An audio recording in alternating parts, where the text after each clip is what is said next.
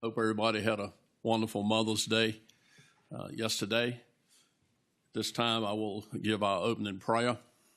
Our Heavenly Father, as we come to you living in the greatest country in the world, we are thankful and grateful for the many blessings that you give us in this nation.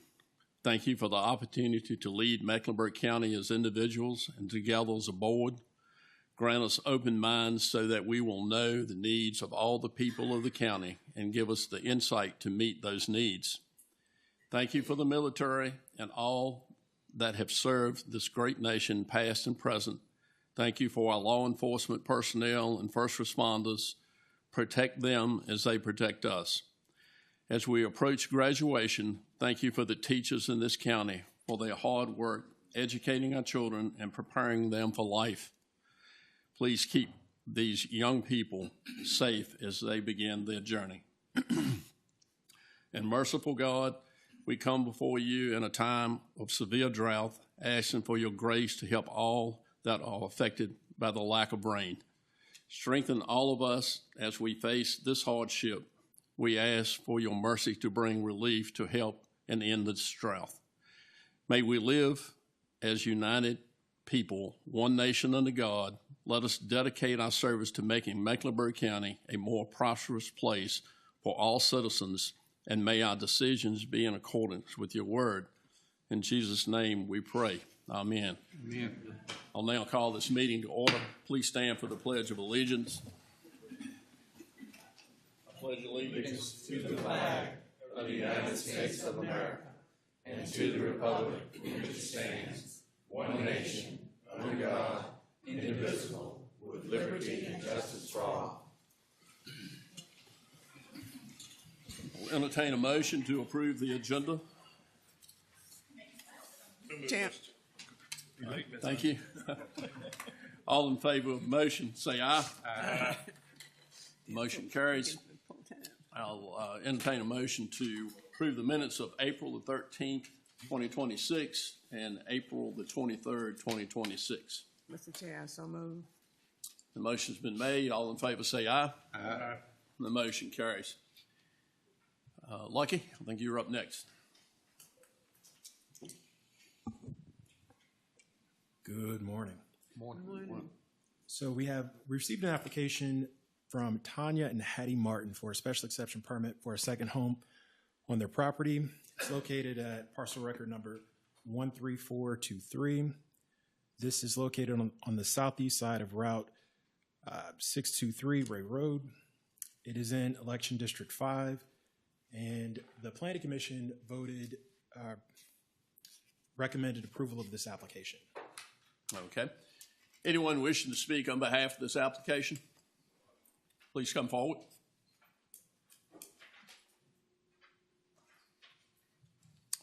Hearing no one, I will now open the public hearing on this application. Anyone wishing to speak, please come forward. Hearing no one, I will close the public hearing. Mr. Spence, I believe that's your district. It is, sir. Make a motion that we accept the zoning recommendation. Okay. The motion's been made. All in favor say aye. Aye. Those opposed, and the motion carries. Okay, we got the presentation of the county ordinance update. Rachel, I believe you're up. All right, good evening, everyone. I'm Rachel Falkenstein. I'm with the firm 3TP Ventures, who the county has contracted to help with this project. And if you give me a second, pull up my slides here. So I'll be speaking this evening about the proposed update to the county zoning, subdivision, ordinances, and zoning map.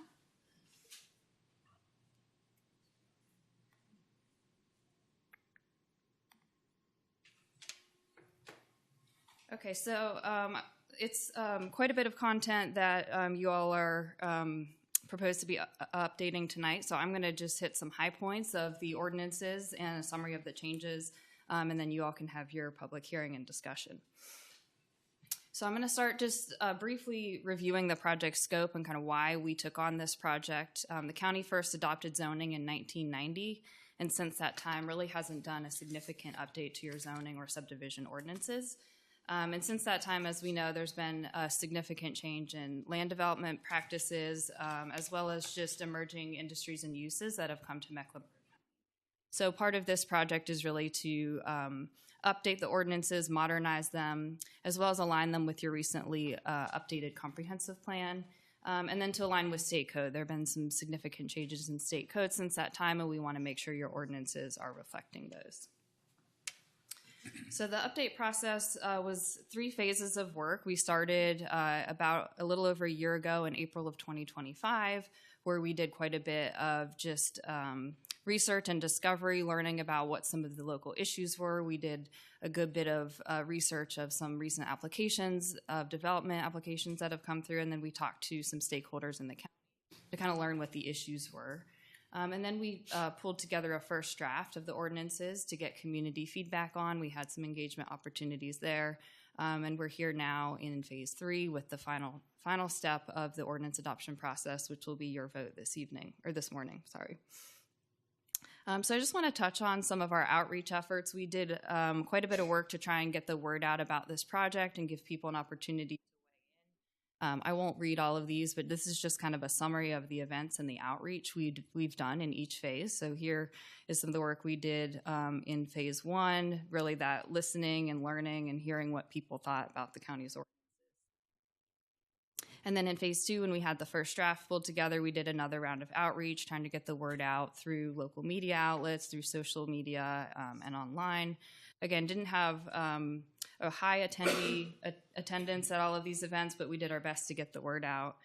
And then in this last phase, I think we've heard from the most people during this phase because we did mailers to all county property owners before the public hearing draft was released. And then again, as part of the required public notice, we did another round of mailers. And between staff and my team, we've talked to probably several hundred people through this and had an opportunity to kind of explain the process to people who were wondering what it was all about. After today's vote, our plan is to pull together some educational materials as well, so people in plain language can see what the updates and what the changes are to the ordinances. So I'm going to hit some high points of what the overall changes are, and then I'll be happy to answer any questions if you have them. So probably the biggest change was reorganization of the ordinances. We did our best to restructure it in a way that's user-friendly. People know where to find things. We put like content together and hopefully made a more intuitive flow to the document. Also modernizing technology and, as I mentioned, aligning with state code. So this just shows on the left and the white side of the screen is your existing zoning ordinance organization, and then on the right is the updated zoning ordinance organization. Again, like I mentioned, we tried to consolidate sections of similar content so it's easier for people to find things all in one place. Similar with the subdivision ordinance, we took a similar approach to organization. Your existing one is on the left, proposed on the right. It follows a similar flow as the zoning ordinance, so again, people are kind of familiar with where to find things. There's a table of contents at the beginning too to help people orient and find content as well. We also incorporated some graphics and tables to convey information, hopefully a little bit more succinctly, so people can see. Maybe they don't have to read paragraphs and paragraphs of text. They can just see really clearly what the standards are in different zoning district standards and dimensional standards, as well as uses. We have a use table that has all of the uses in one spot in a table. So I'll talk shortly about some of the administrative standards. We're standardizing processes for development applications. This was something that staff had identified as a big need. There was some discrepancies across different types of applications of what applicants were required to provide up front, and so we standardized that across the board for different permit types so that you have the same amount of information for every type of application for rezoning, for instance, so that you all can make an informed decision when someone comes to you with a request to change your zoning. And this is just the list of the development applications that we looked at with this update. A few key changes to application requirements. We did add a site plan requirement for industrial, mixed use, and multifamily development. Previously, you didn't have a site plan requirement, and this will be something that will help staff make sure that these types of development are meeting the ordinance requirements. We also added a pre-application meeting requirement for certain types of applications, and this is where the applicant will have to come in and meet with staff and kind of understand what the requirements are before they make an application. This can help save staff time, and it can help save applicants time because they know what they have to submit. I'll talk quickly about the zoning districts. We're proposing to update your zoning districts. So I'll go through kind of each category of zoning district. There's agricultural zoning districts, and this is the majority of the county is in agricultural zoning, specifically the A1 agricultural district. We added an AC, Agricultural Conservation District, though we did not map it at this time. This will be something for people who have rural land that want to protect it from future subdivisions can voluntarily apply this district to their land, but right now it is not mapped. Most of the county is in your A1 Agricultural Zoning District. This is really similar to your current agricultural zoning district. People with agricultural land will not see significant changes to their property.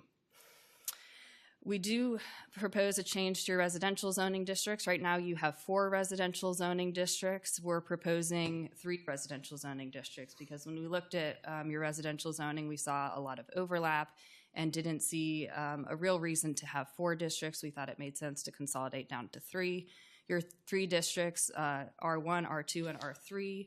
R1 is your lowest density district and R3 is your highest density district, so they follow a kind of a clear hierarchy. So R1, like I said, this is your lowest density. This is mostly your single family. R2 would allow some of those kind of middle density housing types like townhomes and duplexes and small multifamily units. And then R3 would be where you could put apartment buildings. We have separate standards for townhomes in R2 and R3 as well as your mixed use districts. That's just because townhomes are a unique building type with smaller lot sizes, so we wanted to make sure to capture those as well. And then we're proposing a mixed-use zoning district, and that would replace your commercial zoning district. So any commercial use that's currently allowed would also be allowed in this district, but people could also put housing so that you could have an opportunity if someone has a shop, could also put a home on that property as well, and it could be mixed use. And then M1 industrial, this is similar to your current industrial zoning district. So I'll talk quickly about uses. I mentioned a use table. This is where you can look and see in one place all of your zoning districts and what uses are allowed in each zoning district. There are uses that are by right, meaning you can do those without any special approval. We've also added by right uses with supplemental standards. These would have to meet certain standards before staff could approve this use. An example of this would be a second home on a lot. We've made this a by right use if it can meet certain standards for acreage size, provisions for well and septic or water and sewer. And then there's special exception uses. These are uses that would require board approval before an applicant or a property owner could put that use on the property. And those are listed as SE on the use table. I'm not going to pull the use table up because it doesn't display well on the slides, but I encourage you all to go take a look at the use table.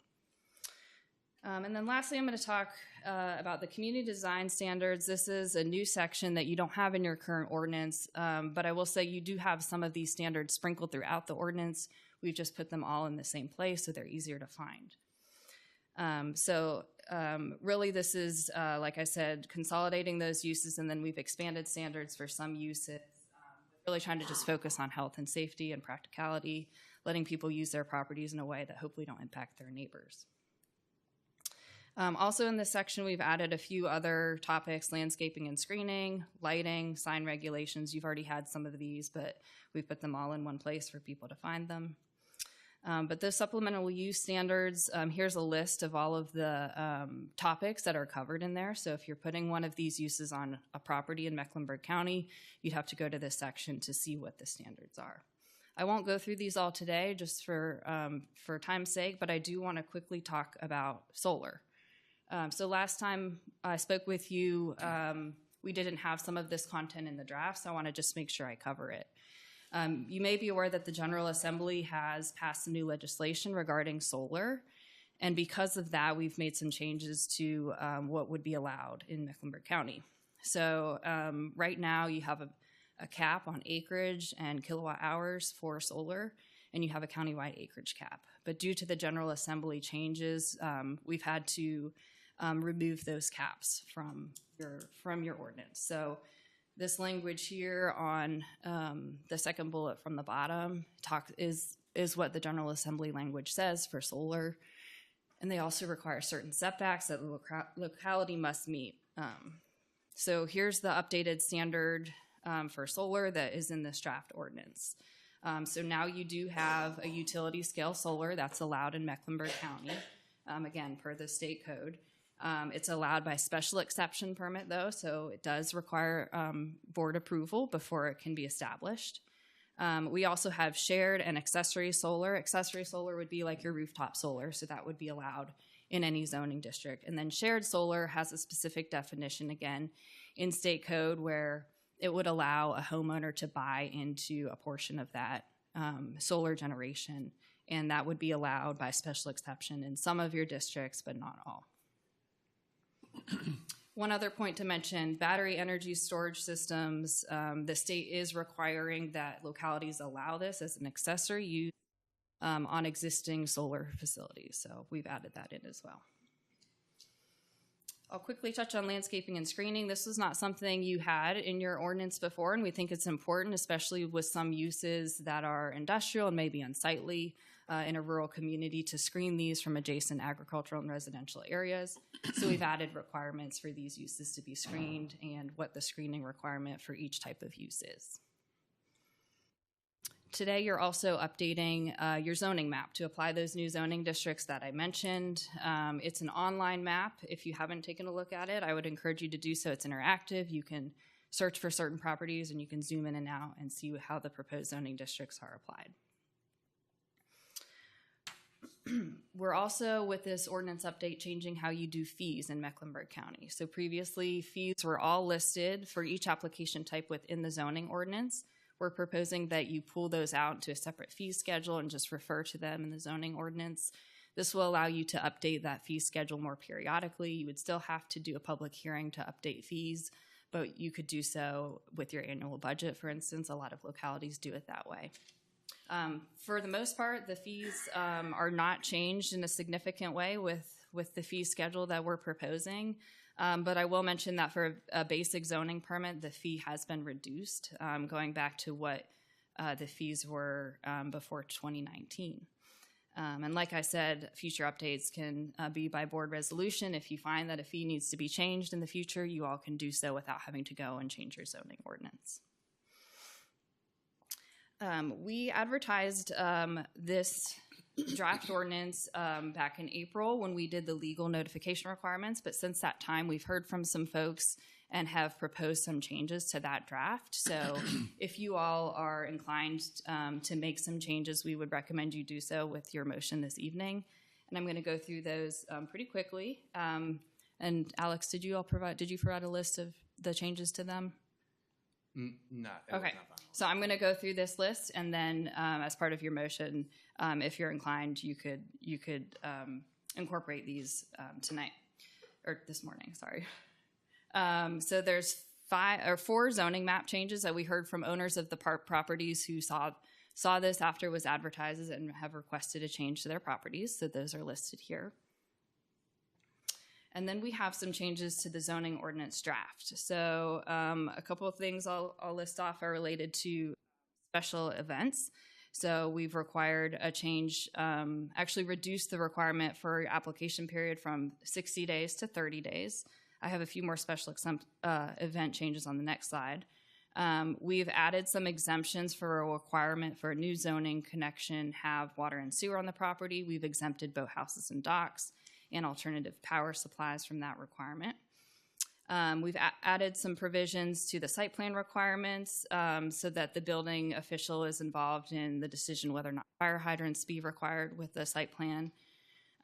For wineries, breweries, and distilleries and farm-based food services, we've added a provision that full-service restaurants may be as accessory to these uses with a special exception permit. We've made some changes to food truck standards, clarifying language around VDOT entrance permit requirements and requiring that food trucks be readily movable at all times so they can't be permanent fixtures on a property. Again, for special event standards, we've added some language that If helicopters are to be used for the special event, they have to have an FAA permit and provide proof of that. We've added some standards for private stables within R1 residential zoning districts. And then related to some of these changes, we've made some updates to our definitions for breweries, distilleries, food trucks, and full-service restaurants. We also had caught a few grammatical and copy edit corrections that are listed here. I will say these two at the bottom, based on the changes we've made, there'll be some changes to numbering, changes to your table of contents, and then we do plan to reorder the definition section to make it a little more easy to follow and have like definitions kind of grouped together. So that's the end of my presentation. I'd be happy to answer any questions or provide any clarity if there were things that were confusing in that presentation. I know you all also have a public hearing this evening, but I'd be happy to come back and answer questions after. So thank you. Okay, I'm sure there's some questions. Who wants to go first? You want to go first? No, I guess one thing that I wanted to discuss is the fact that, you know, as far as the land in the county, as far as, you know, lot sizes and I guess the number of lots you can cut off on a parcel of land. That's my question. I feel like, I guess, you know, like I said, the board, and everybody here, we needed to kind of get a vision and get a goal about where we want to place things and where and when. So that would be something that I would like to discuss as far as, you know, like I said, the lot numbers and the sizes we can cut off a parcel of land. And I know that we were talking about subdivisions and stuff in the future, but my thought is if we continue just to chop up parcels of land for houses, there's no need for a subdivision. We'll just have the whole county be just a big subdivision. So I feel like to maintain the rural integrity of the county that I feel like most people would want to do, I feel like that's something we need to discuss as a board. Whenever.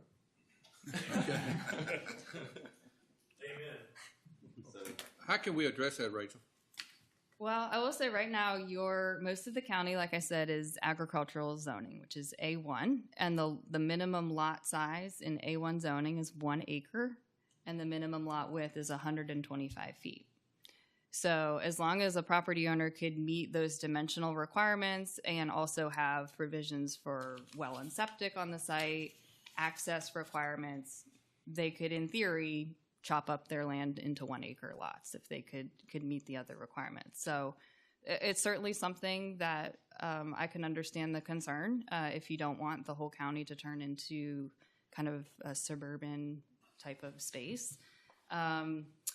Our reasoning for not changing that in a significant way is because we didn't hear a lot of people clamoring for that. I think a lot of people do want to retain their ability to develop their lot in the future. And so we didn't propose significant changes to your agricultural zoning. Right now, the minimum lot size in agricultural is 30,000 square feet, so we did increase it a little bit, but not much. Yeah, and I'm not saying that we should, you know, eliminate that right altogether, but I mean, it should be some discussion on maybe capping that. That's what I'm saying, if that's what the board chooses to do, and with, you know, along with some discussion. I would agree with that. You're interested in pursuing like some sort of like development rights, like each property could only divide up to 5 or a certain number of times. Something like that, because like I said, if you just chop the whole thing up, well, once we take a step back in there and it's done, we would have been like, well, man, all we needed to do was put a road up through there and we got our subdivision. But I feel like it's maybe a little bit of a loophole. Maybe am I not seeing that?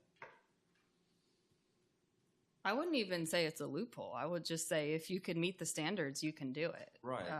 I think it'd be pretty straightforward for someone to do. I think it's balancing it with the need for housing too is something we've grappled with, because if you just simply increased your lot size and said, okay, well, let's make it 3 acre lots, what that's going to do is just make it a little more expensive to put new housing. So it's a bit of a balancing act, but the development rights could be something you all kind of pursue or look into and see if it's something you want to apply. I would recommend that be perhaps like a next phase of this if you wanted to adopt the draft this evening and then pursue a future update of like looking at what development rights might look like or capping the subdivision. I wouldn't want to do it without some research and some engagement. Okay. So, go ahead. So what do we need to do going forward on that? If you wanted to pursue that, like I said, I would still adopt the draft before you and then maybe work with staff to scope an update. There's nothing to say that you have to leave this in stone for another 30 years. I would certainly revisit it, especially as staff uses it. You'll find things that need to be updated. But if you want to pursue some sort of agricultural preservation program or update to subdivision standards, I would do that as a follow-on. I think that may be the best route, some kind of agricultural preservation program. We could maybe look toward that in the future. Alex?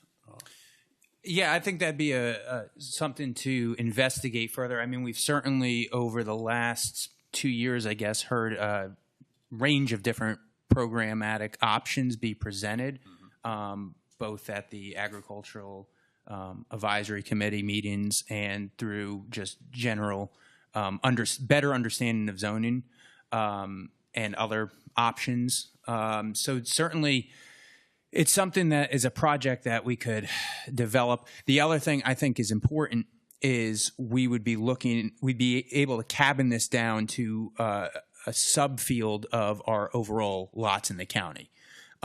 We would be able to exclude all of the things that are residential and industrial and mixed use and be able to narrow our focus, whereas the scope of this project was much more comprehensive. One thing that was pretty obvious as we looked at the zoning map, at least to me, was how many parcels are truly residential in this county, but were never zoned as such. And I think that's speaking to the point that you're raising, Kirk, is that in the past, we never made anybody do anything when they pretty much changed the land use, because single-family housing is in ag as it needs to be, but it isn't exclusive to that use. So we've just kind of said, okay, you can do it, no change required. As I was looking at the map, at least personally, I saw, especially up and down major highways in this county, how many of those lots function as residential and nothing else but are zoned agriculture. I think we tried to make some of those changes in the zoning map, but by no means did we do that in a comprehensive way, especially because there's so many property owners themselves that did not want to change in their zoning, so we did not impose one on them. But that is certainly an avenue that I think would warrant a little bit more investigation as well, is how many of those agriculture zoned items today actually function as such, and if they don't function that way, should we look at doing something different with them? Okay. I think that's probably what we need to do going forward. Kirk? And don't put it too far on the back shelf. And don't put it too far on the back shelf. David, thank you. So I guess I think I heard I understood what they were saying here. So this allows the county to, for better results that best fits the county, to make amendments to what has already been established in the zoning and that you presented today. So later on down that we can come as a board and something the public says that we don't like this, and this allows the opportunity to amend from the first to make it a second. Is that correct? Absolutely. I would recommend you do that. Certainly, we did our best, but there'll be things that maybe we didn't get quite right, and you kind of find that out by applying it. And so I would certainly make this a living document, and don't just set it aside and not look at it again. Yeah, the other thing to Process started, things have even changed in the county since the process started. Yeah. And the other point is the General Assembly, as it's currently constituted, is very much interested in the topic of land use, zoning, and housing in a way that prior General Assemblies were not. So we're certainly going to have to reopen this probably on an annual basis for some period of time, because we are going to have to incorporate the changes that are going to be passed down upon us. Okay. Anyone else? Mr. Chairman, yeah, like I said, I just want to make sure that we as board members have done our due diligence to make sure we have read this document too, because I know she said, as we said, we can change it down the road if we find something that's not quite right with it, and I think that's an important part of it, because one of the questions I had in section 7.1-15, where it said home occupation, it says exterior storage of business-related equipment, trailers, materials, or merchandise is prohibited. I know where we're going with that, but I'm concerned about the gentleman that maybe has the HVAC business that he runs out of his house, and I mean, his truck, his trailer and stuff like that may be parked in the yard, and he doesn't have somewhere inside to put it. I just want to make sure in situations like that, we're not backing that person into a corner because of our actions. And that may be something that, like I said, we need to revisit down the road and stuff like that. But I think those are just some of the concerns that I've seen. And I know you talked about the helicopter, and I think it was section 7.126. I don't see as many helicopters around here at events, but now we see a lot of drones. And I think we need to make sure we incorporate that into it also, that they're required to have a FAA license, but it's nowhere, it's not mentioned anywhere in the ordinance. But I know it's a good document. I mean, I know we've needed to bring it up to newer standards for a while. I just want to make sure that we're not, that we all understand what we're doing. All right. Anyone else? Open the public hearing on this. Okay. Thank you, Rachel. Thank you. All right, we'll now open the public hearing on these zoning items. Anyone wishing to speak can come forward. I've got one signed up, Laura Reed. Please state your name, where you're from, and minimum of 3 minutes. The light will go off when that Can I first make sure everybody can hear me all right? Yep. All right, great. All right, name's Laura Reed. I work for Microsoft. I actually come here out of the Charlotte area. Been working here for about the last 3 years, though.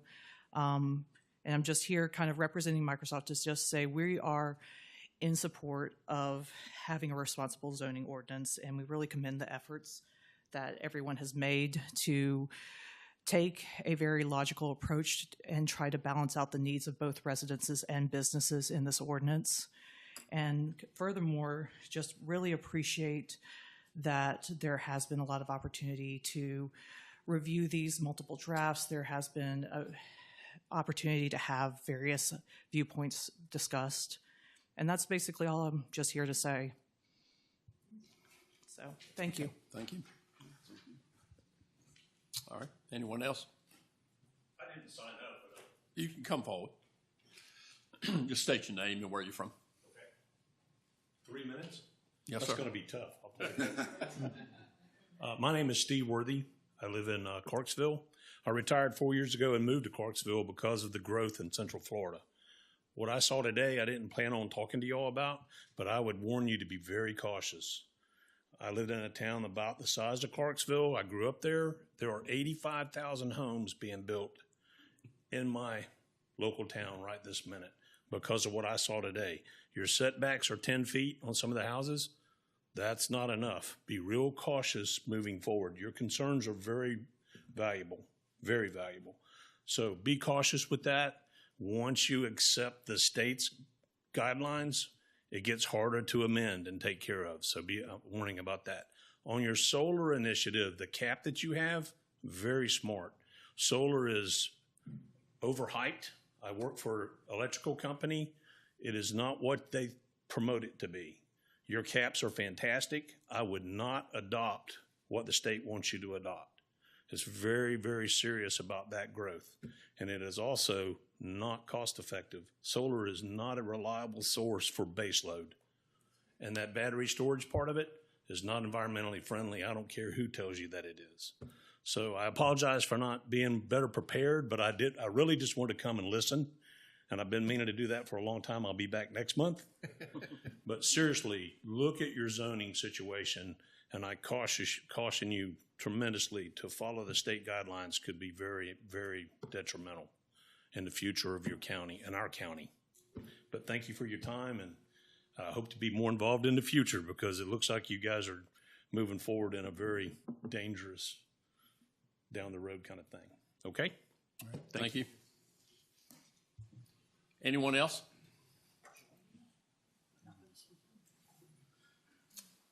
Hearing no one, I will now close the public hearing. We need a motion to adopt a resolution to proceed. Yes, Mr. Alex, you want to talk first on that? Sure, yes. So we're going to have 3 actions for you today. The first one is a resolution to proceed.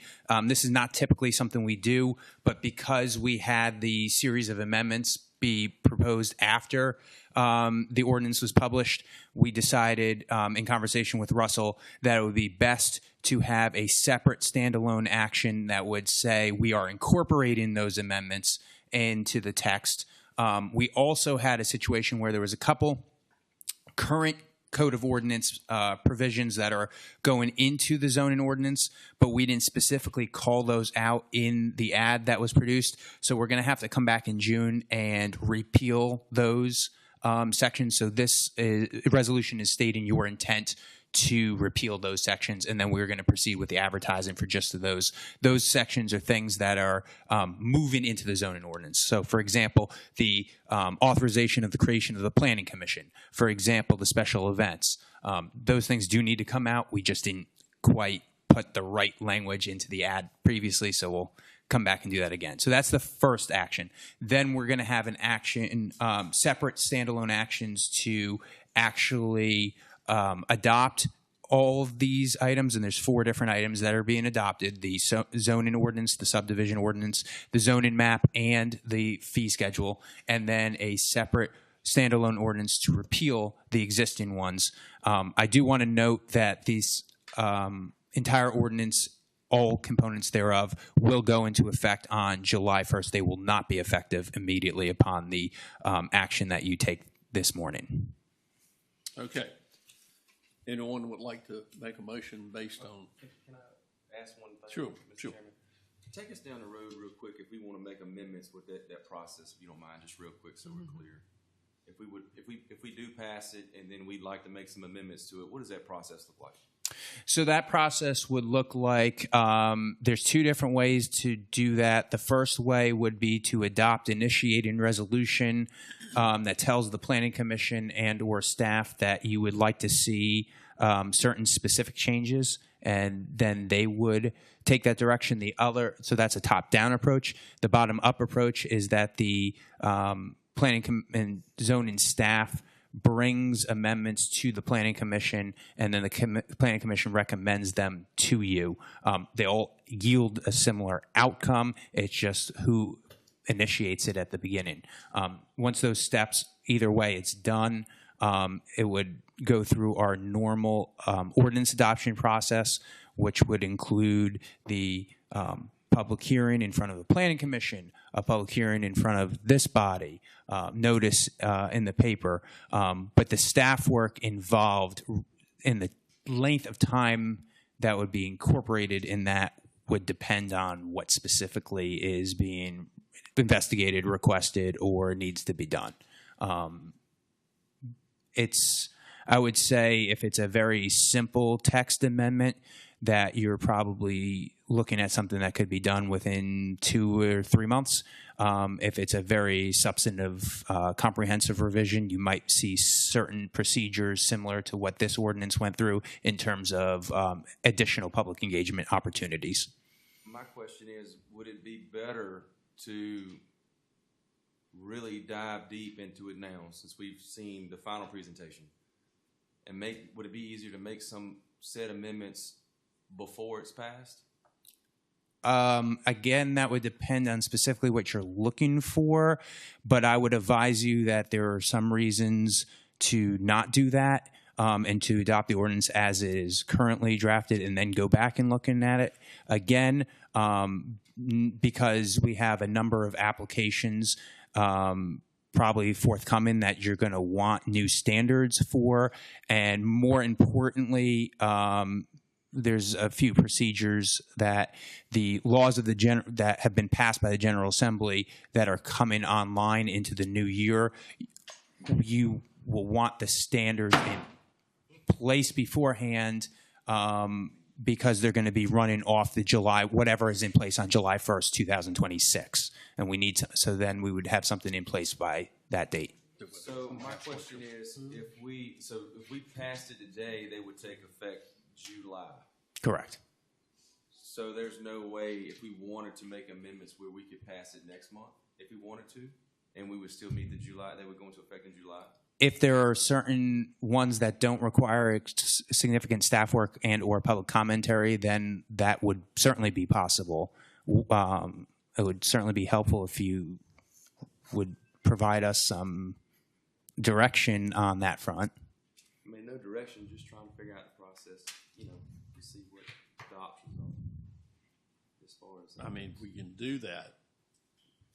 Probably now would be the time to do it. I know that's probably not what staff wants to hear from them,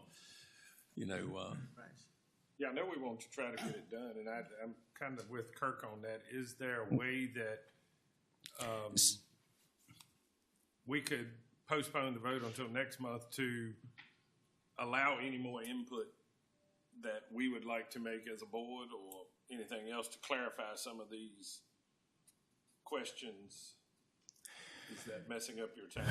It would mess up our time frame from the effectiveness standpoint and the July 1st provisions that we would want. It would be better off for us to have on July 1st. Now, if there's something, if you would like to see the drone language in there, you can certainly make an amendment right now, and we could incorporate that or say that's your intent, and we could catch that as part of the suggested changes. If it's something more substantial and comprehensive, then it will take much more time.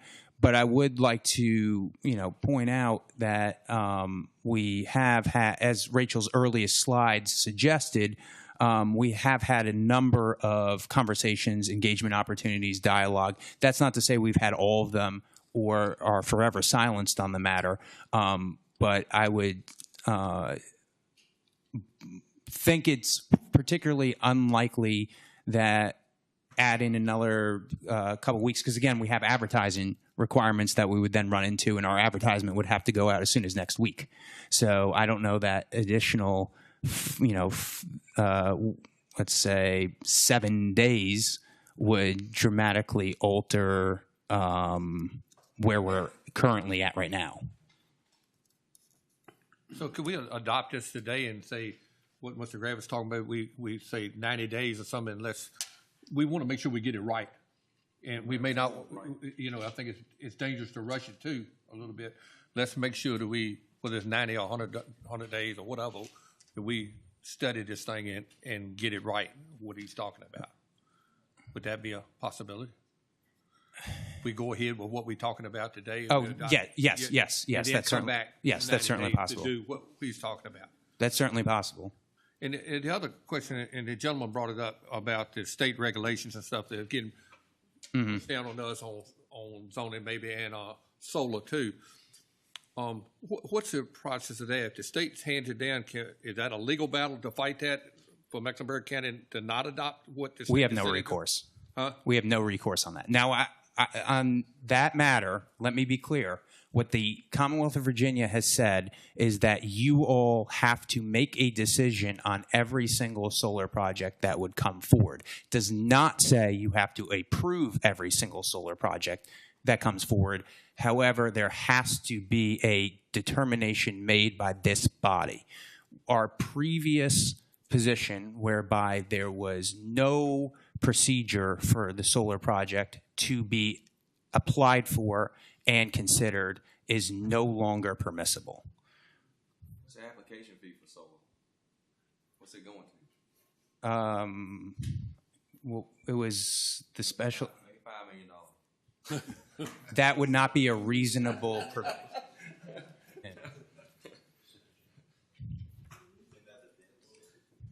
Mr. Chairman, I'll make a comment as well. Sure, sure.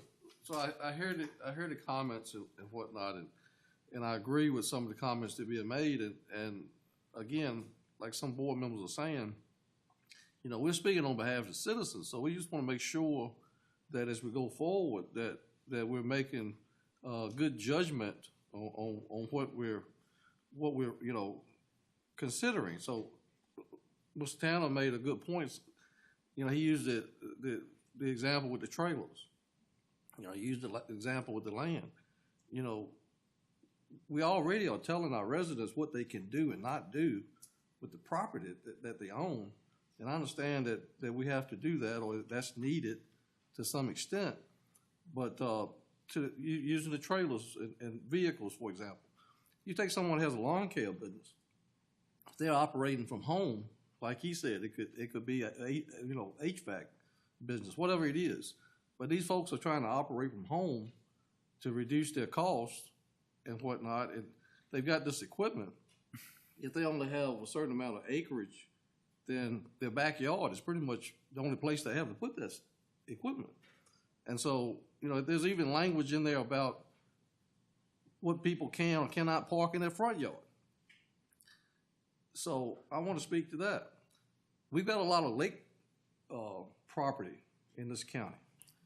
When you start talking about telling citizens what they can't put in their front yard, if you go down to the lake, what's the front yard and what's the backyard? On the lake side, that's the most attractive side, but many of the houses are situated to where the front yard is towards the land or towards the street. So with that in mind, people aren't taking their boat trailers and their, you know, their jet ski trailers and whatnot and putting them on the lakeside. They're putting them in the front yard. And so it's just that little small pieces of language that we've read in there that is concerning. And, you know, and how do we as a board balance that? And so I think I agree with some others that, you know, we really need to maybe have some more discussion about some of these final details before we just approve it and say, okay, well, we'll approve it now and change it later. You know, so I hear the comments from the board, and it's concerning. I think from my point of view, Mr. Chairman, if we're gonna, and I understand there are some sections of this that we probably, because of General Assembly actions and stuff like that, that we need to probably adopt, is if we're gonna adopt it, we put a 90-day thing that we'll adopt it, but within 90 days, we will have another meeting to basically go through this, I don't care if it's line by line almost, to have a discussion about what we feel is right and what we would like to change. And then we would have to go back through the planning commission, as they said, to send back to them things that we think. But I know how we do. Sometimes we'll adopt it and say we'll get to it, and sometimes we don't get to it. But I just want a commitment that we will get to it. Okay. Mr. Russell, what's your composition on this? An awful lot of work and thought has gone into this. There's some things we've rightly focused on problems. That's perfectly appropriate. But you need to focus also on all the good that these changes are going to do. It's a long process. As people have said, the advertising is long. And my recommendation would be to adopt the ordinance as presented to you and commit to having that review within 90 to 120 days. And that involves the board coming back, as Alex mentioned, letting us know what your problems are. And we'll address them and tell you how they can be fixed. But we've got a very large step forward here. We don't want to slow that down because they're valid concerns, because those valid concerns can be addressed and should be addressed. So if you're asking my opinion, it would be that you'd go forward and take these actions today for adoptions, for repeals, and commit Mr. Tanner to that 90 to 120 day, whatever you want. But we don't want to lose the momentum on the big picture because there's some parts of it that are slightly out of focus right now. Okay. So, Anyone else have any input? Alex? would you like to have that review through a full board meeting at the July meeting, at the August meeting, or a legislative committee sometime in between? What is your preference? Yeah, I wouldn't go with Okay. legislative. So we'll shoot for something in July on that front. But that means that if there are any, concerns that we do have, it would be helpful if those are brought to our attention ahead of time. Yeah, and if the legislative committee is held in July, then we would be able to hopefully advertise those for the August meeting potentially if the board is going to do it. If it's going to, wait, hold on. No, it would have to go to planning commission first. So then you're looking at September probably for the board. August planning commission, September for the board. Okay. And can this be sent to us as a Word document where we can go in and change the font or something to make notes in there so we can send it back to y'all? So here's where I have a question. Or somewhere bring it to the legislative committee. We able to do that. That would be good. Could this resolution be read as resolution to proceed with the adoption of the new zoning and subdivision with necessary changes in 90 days? Could it be reworded? Alex, question. Now, the ordinance is very specific, Ms. Lundy. If we had adopt what's before you, we can go back and change it, but if the language you added would prevent us taking action on it today. Because we have to adopt it as advertised. Right. Okay. Advertise. Yeah. Okay. But you could certainly direct us to do that. Yeah, No. we direct. Okay. Any more discussion? All right, we'll entertain a motion. So moved, Mr. Chairman. Now, the motion this is a big deal. The motion, that's what now? Just to be clear? To proceed with the adoption of the new zoning subdivision ordinance. Okay, we had three. And Yeah. This is the first one. This is the resolution. This is a resolution. Okay. All in favor of that ordinance? Say aye. Aye. Opposed? And the motion carries. All right, Alex, the next one, we need a motion to adopt this other one, right? Yes, we need a motion to adopt all of them.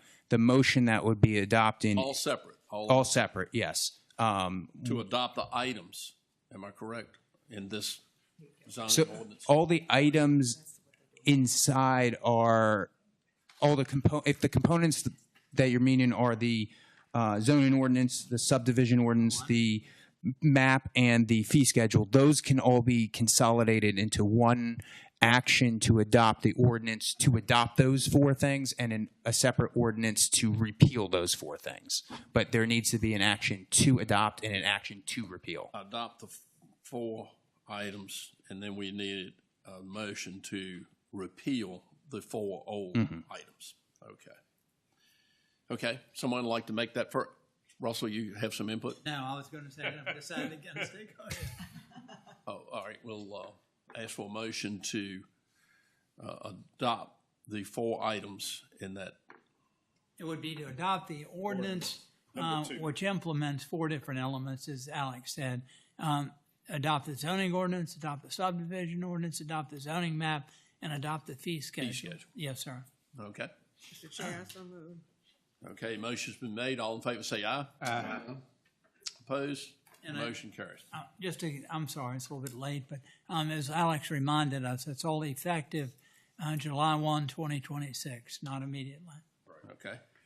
And then we need a motion to repeal the existing ordinance, the subdivision ordinance, the official zoning map, and the fee schedule. Effective July 1, 2026. Okay. Motion's been made. All in favor say aye. Aye. Opposed? Motion carries. We done right there, Alex? Yes. Okay. All right, Mr. Gravitt and Brad, I believe y'all are up. Fun stuff. He done overlooked. Thank you, Mr. Chairman. We got a secondary roads committee report. Secondary roads committee met on Monday, April 13th, 2026 at 11 a.m. in the Board of Supervisors meeting room in Boynton, Virginia. Members present: Kirk Gravitt, Sterling Wilkerson, David Brinkley, Andy Hargrove. Others present: Jim Jennings, Dennis Spence, Tom Tanner, Alex Gottschalk, Judy Sheffield, Ms. Woodmore, Brad Rogers. Chairman Gravitt called the meeting to order. Mr. Rogers advised the committee that the funding for the 6-year plan is $600,456. The committee discussed the current adopted 6-year plan for fiscal year 2026 through 2031. And Mr. Gottschalk advised that the committee needs to add county-funded roads for FY 2030, FY 2031, and FY 2032. The committee had a lengthy discussion of the remaining unpaved roads in the county, road counts, development, necessary maintenance, and VDOT districts. Upon a motion of Mr. Brankley, the committee voted unanimously to recommend adding Crowder Road for the county funding in FY 2030. Upon a motion of Mr. Wilkerson, the committee voted unanimously to recommend adding Camp Road for county funding in FY 2031. Upon a motion of Mr. Hargrove, the committee voted unanimously to recommended adding Hunter Alexander for county funding in FY 2032. Upon a motion of Mr. Hargrove, the committee voted unanimously to recommend advertising a public hearing to be held on May 11, 2026, to consider adding a Finneywood Road segment and a Winston Road segment to the 6-year plan for year 2032. There being no further business, the meeting was adjourned. That was it for the April 13th meeting, and I'd like to make that a motion. Okay. Motion's been made. All in favor say aye. Aye. Opposed? The motion carries. Next, we had the May 11th Secondary Roads Committee meeting. It was held Monday, May 11th, 2026 at 8 a.m. in the Board of Supervisors meeting room, Boyd, Virginia. Members present: Kurt Gravitt, Sterling Wilkerson, Andy Hargrove. Others present: Jim Jennings, Dennis Spence, Tom Tanner, Claudia Lundy, Brenda Blackwell, Alex Gottschalk, Judy Sheffield, Jenny Whittemore, and Brad Rogers. Chairman Gravitt called the meeting to order.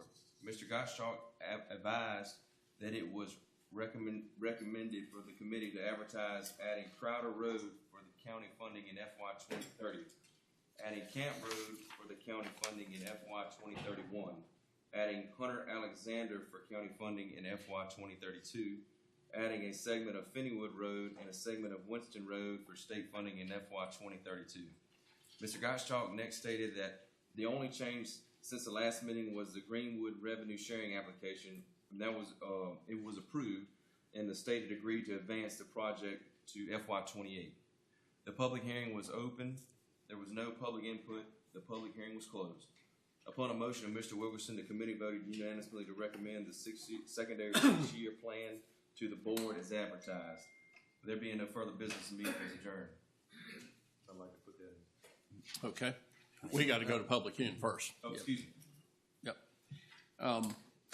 We will now open the public hearing of the 2027 to 2032 6-year plan, secondary roads 6-year plan. Anyone wishing to speak? Please come forward and state your name.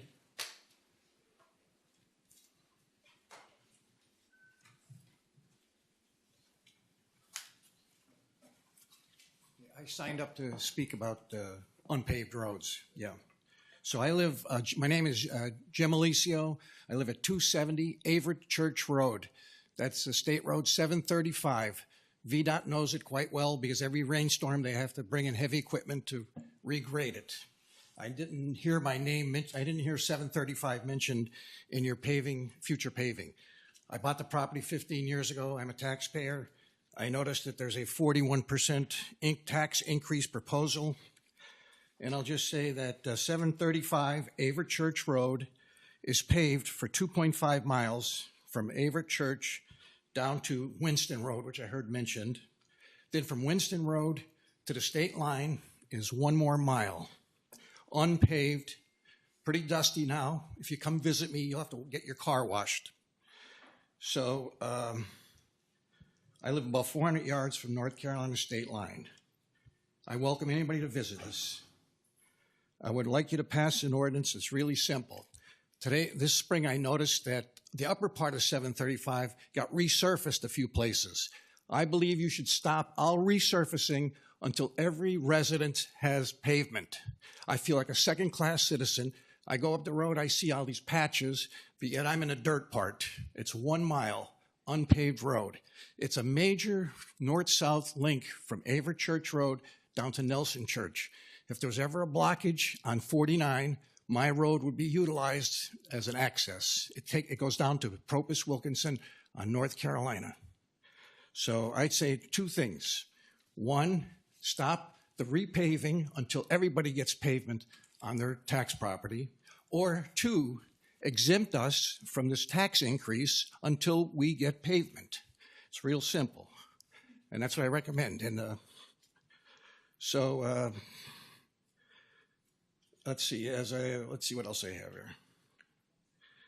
So that's basically it. I was hoping that you could handle it one of two ways. One is either exempt us from tax increases or get our road paved. You mentioned up to 2032. I've been here since 2010, and I don't know how much longer before my road gets recognized, but it's an important north-south road, and it links right into Propus Wilkinson, which is on the state line.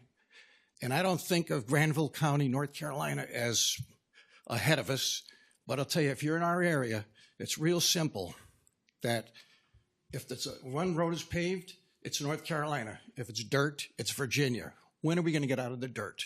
President Roosevelt promised that in the 1930s to take farmers out of the dirt. So I know that VDOT spends a lot of money resurfacing our road, and that's it. So thank you. Please consider Everett Church Road, 1 more mile. It's been like that since I don't know when. That's it. Thank you. Anyone else wishing to speak during this public hearing on the secondary roads? Hearing none, I will close the public hearing. Mr. Gravitt. Thank you, Mr. Chair. I guess we would like to make a motion for the May 11th meeting. Okay. Motion to adopt the secondary road plan. Brad, would you like to say anything else? No, I would like to catch you before I leave and speak with you. I heard his comments, and I'll make note of that as we move forward. Okay. But other than that, what you've already presented on the plan, I have nothing to add. All in favor of the motion, say aye. Aye. Opposed? The motion carries.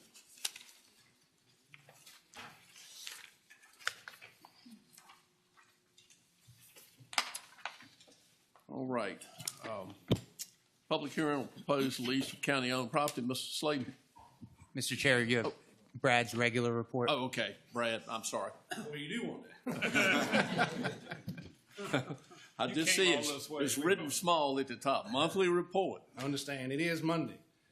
Good morning. I wanted to speak to the report you have in your packet. For the month of March, our crews received 37 complaints from the citizens. As this report was completed, we responded to 26 of those. As of today, most of those complaints have been closed. Crews have been making repairs to potholes throughout the county and patching as needed, and we are still continuing brush and limb operations on secondary roads, replacing some cross-line pipes. We have been applying dust control, obviously due to the drought on the dirt roads and unsurfaced routes. Crews are right now still maintaining and riding secondary roads for any needs before the mowing season. We just finished our spring dry runs where we looked over all snow equipment, inventoried everything, and properly stored it for the next season. State Forces will start primary mowing in the next few weeks. We will be using our contractor for secondary mowing, and that should start up by the end of the month. The drought has helped in that avenue, but still it's pretty dry, and we are taking consideration the dryness of the grass on the side of the road. Rural rustic projects are still underway. Lambert Road is currently ongoing. I do not have a completion date. The drought is affecting the rural rustic projects as well. Not too much, but it is an effect to it. We have no planned closures. Total permits issued for the month of March were 11. As far as the construction side of the house, Whitehurst Paving, on that contract, they have not moved into the county yet. Slurry Pavers is slated to come in probably in the next month. And for our plant mix schedule, we do not have an anticipated start date other than what was requested at what they gave us at the end of June, moving into Mecklenburg County. Dominion will be working along the Interstate 85 and 58 corridor this week, as many of you may know, for the line. There will be some minor interruptions to traffic. UPC 119191 is a smart scale project, 58 at Country Lane, that will go to bid in June. And for the bridge superstructure replacement on I-85 at the 3 mile marker, That project is slated to start traffic impacts about the middle of June. Not an effective date or start date has been announced. More to come on that, and as soon as it is, we will communicate that to all stakeholders and all those involved. Aside from that, that is all I had to report, and I welcome any comments, questions, or concerns. Okay, anybody have any questions? No, sir. Thank you for the great job. Thank you. Okay, Ms. Slavin. Yes, sir. State law requires the county to have a public hearing before leasing land, selling land, conveying away land. So that's what we're doing today. It doesn't really matter what the size of the project is. So what I'd like the board to understand is this is probably the smallest issue that will ever come before you under this statute. The county bought about 67 acres of land near South Hill or in South Hill at the intersection of Theater Road and 58. Of that land, 10 acres is open and has been open for 20 or 30 years, farmed productively. The county does not have to lease it if they don't want to, and if they don't, there is no current plan to develop that site. So that land, I assume, would just grow up and cost the county eventually and have been declared. The thought was on staff level, a better thing to do would be continue the use as farmland for that 10 acres only site. It's appropriate to use that for tobacco growing. The current tobacco lease rate, I understand, is $1,200 would be $125 or $1,250 for the whole 10 acres. So simply stated, it's not a big deal. It's been farmed for a very long time. The staff feels that it should continue to be just to keep the land open for when we need it for industrial uses. So the question before the board after the public hearing would be, do you want to lease the land? And if so, do you want to do so on the terms that I've outlined in my communications to you? Okay. I have a question. Since the land was sold to the county, and some member on our board, or a member on our board, having interest in that, I believe? None? No, ma'am? It If you lease it, there would be an interest, but right now I can't hear you. None. The county owns it. If you lease it, whoever you lease it to will have an interest in it. But to my knowledge, no, not. You own it outright, free and clear. Okay, maybe I'm not making myself clear. Okay, the person was renting it from, not from the county, because the county didn't own it at first. Only in 25, the county bought it, purchased it, right? Correct. Now that the county has it, the person who was leasing it doesn't officially really have a lease now because it's open to any county member. Let me finish. I'm sorry. I'm asking for information. Sorry. Okay, so shouldn't it be, I know it was announced in the paper, but should it be open for sealed bid? So any farmer or any citizen, since it's owned by the county, to lease it from the county? That is completely up to the board. As I said, the rental income that will be generated is expected to be $1,250 a year, and that's market rate. So if you think it justifies going to all that trouble and expense, you can. Yes, ma'am. I mean, which is a proper way, that's all I'm saying. Well, no proper way. I think what I brought before y'all take responsibility is appropriate and proper if the board sees fit to do it. And if you don't, that's fine. Okay, all I'm saying is there are conflict of interest. There's no conflict of interest if the person continued to rent it from the county without open sealed bids. Okay. No, ma'am. There's no mandatory requirement for sealed bids. Okay. If the county wants to rent it, they can do so directly. They can authorize a rental. I would think there's some favor looked upon a family that's at least didn't work it for over 20 years. But if not, then not. Ms. Lundy, you don't have to do anything. I'm just telling you what your rights are.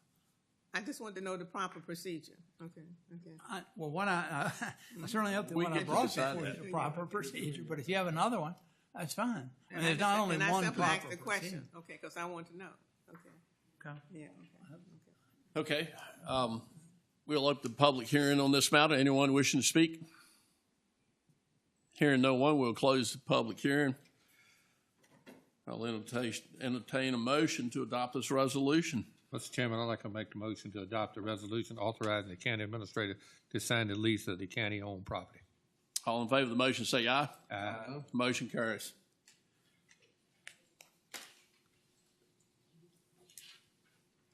Alex, you want to, on the public safety? Sure, Mr. Chairman. At our last meeting, which was on April 23rd, the board took two actions, one of which was to pretty much notice its intent to award the public safety building construction project to Kenbridge Construction. We have, since that time, since April 23rd till now, engaged in a series of reference checks regarding Kenbridge. Mosley returned to Russell and I a report having spoken to a number of their contacts. All were favorable. We received a packet of information regarding their prior projects and any legal settlements or actions taken over the last few years. Everything checks out affirmatively. Also, our building official and I had the opportunity to go to Manassas to tour a public safety building that Kenbridge recently constructed in this decade in Manassas. And let me tell you, if we get the facility workmanship that was exhibited in that particular project, we are going to be way ahead on things. It was built quite nicely. It has held up well. Thanks to our project here, I'm now able to walk through a building and look for things that I never imagined I'd ever be looking for in a building project. So looking at the fit of the ceiling tiles, for instance. So anyway, all that's to say that we think that Kenbridge is both responsive and responsible, and we have a resolution for you all to consider that confirms your intent expressed on April 23rd, and that would award the project to Kenbridge and authorize the county attorney and I to negotiate a contract with Kenbridge for this work, and would authorize us to, and along with Mosley, to issue a notice to proceed when the time is right for site work to begin. Okay. All right. I'll ask for a motion. So this is motion, Mr. Alex, for 1 and 2? This is just for one at this time. Yeah, each one separate. Okay, I motion that we award the resolution of the building construction to Cambridge. Contingent on the successful negotiation of a contract. Yes, sir. Contingent on the successful negotiation. Okay. Any discussion? All in favor of the motion say aye. Aye. Opposed? Motion carries. The second item is a related contract award, Mr. Chair. This is related to the special inspection services under the statewide uniform building code. Projects above a certain threshold are required to have this type of service. The items that this contains really is a materials inspection, making sure that the concrete mix is correct, making sure that things are level, making sure that the actual product that gets placed is of quality and will hold up over time. The county did a invitation to bid for these services. They're professional services, and we had 4 bids. We interviewed 2, and Eddie and I are recommending that Hurt and Profit be awarded this contract. Hurt and Profit has done numerous projects throughout this Southern Virginia region, including Mecklenburg County, over time, and so the resolution in front of you now is to award those services to Hurt and Profit, contingent upon the successful negotiation of a contract between the county and Hurt and Profit. I will note that this is not a project manager service. This is not an owner's rep. This is a separate category entirely. We are still investigating and looking into potential firms to do the project manager owner's rep services. And if we have somebody identified, we will be bringing that to your attention for your consideration at next month's meeting. Okay, we entertain a motion to adopt a resolution to award special inspection services to Hurt and Profit. So, Mr. Chairman. Okay, the motion's been made. All in favor say aye. Aye. Opposed? Motion carries. Okay, Jenny, you got some people who would like to speak on public comment? I'd like to remind everyone to limit your comments to 3 minutes. We'll have a light here that turns green and then turns yellow when it's 1 minute left, so we can.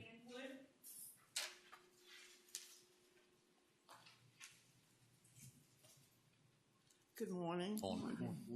Mary Ann Wood, Chase City, Virginia. I hope you can tell by my shirt what I'm speaking to this morning. I'm speaking, representing on behalf of Save Our Heritage, a nonprofit organization with one of its goals being to reinvigorate our community with the help of a historic theater. I would like to ask you to reconsider the significance of the Mecca Theater in Chase City, Mecklenburg County, Virginia. I am hoping to strongly and favorably impress on you as a board how much this endeavor by Save Our Heritage to restore and bring alive again the Mecca means not only to the people of Chase City and your county, my county, but is the dream that reaches far beyond this region.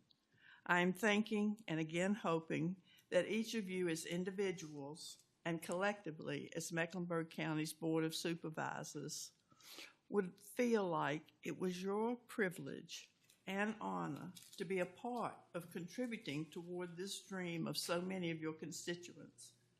Funding the renewal of this historic building not only would be a boost to one of the county's struggling towns, but to the county itself. As these project phases are completed and entrance to what will be a grand old theater is granted, it will bring the people with their memories of the past and their dreams for the future, which will in turn, along with McCullough Moore, help ignite tourism money in Chase City and to our county. Chase City is holding its own in bringing tourist trade into the county. People from all over the United States, and yes, around the world, visit the gardens and museum. So with your foresight and help, Save Our Heritage and the Mecca can assist with folks staying longer in Chase City and spending more money. Chase City won't be again the bustling town that those who remember love to reminisce about. However, looking forward, not backwards, tourism is a key to unlocking doors that have been closed to the town.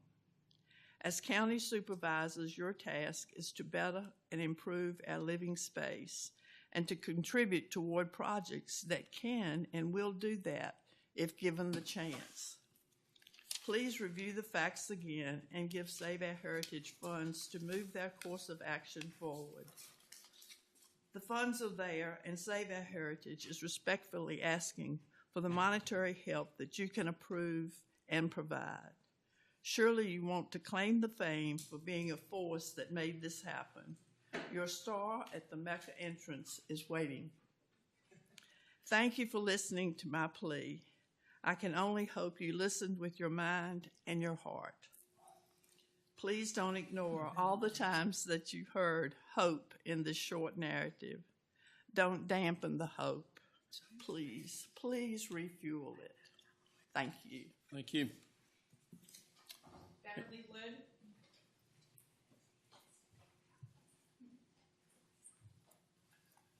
Good morning, everybody. Good morning. I know y'all sick of seeing me, but I ain't going nowhere. I'm Beverly Wood, the Director of Restoration for the Mecca Theater Project and Save Our Heritage. I'm here to remind all that this project is important to Chase City and the surrounding community. This may surprise you, but I think of the Mecca as a human being. The Mecca remembers my parents, dating in the back row in the balcony. It remembers my sister and brother and all my cousins. The Mecca saw me as a child in that Jim Crow balcony watching the movies with love and hope for the future, even though I was a little black child with lots of people underestimating me. The Mecca saw that I wanted to go out into the world and learn all I could about something and be successful. It welcomed me when I returned. And you know what?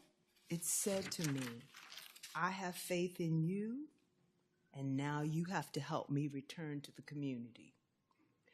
The term Mecca means a place that attracts any people with a common interest, acting as a center or hub, a focal point.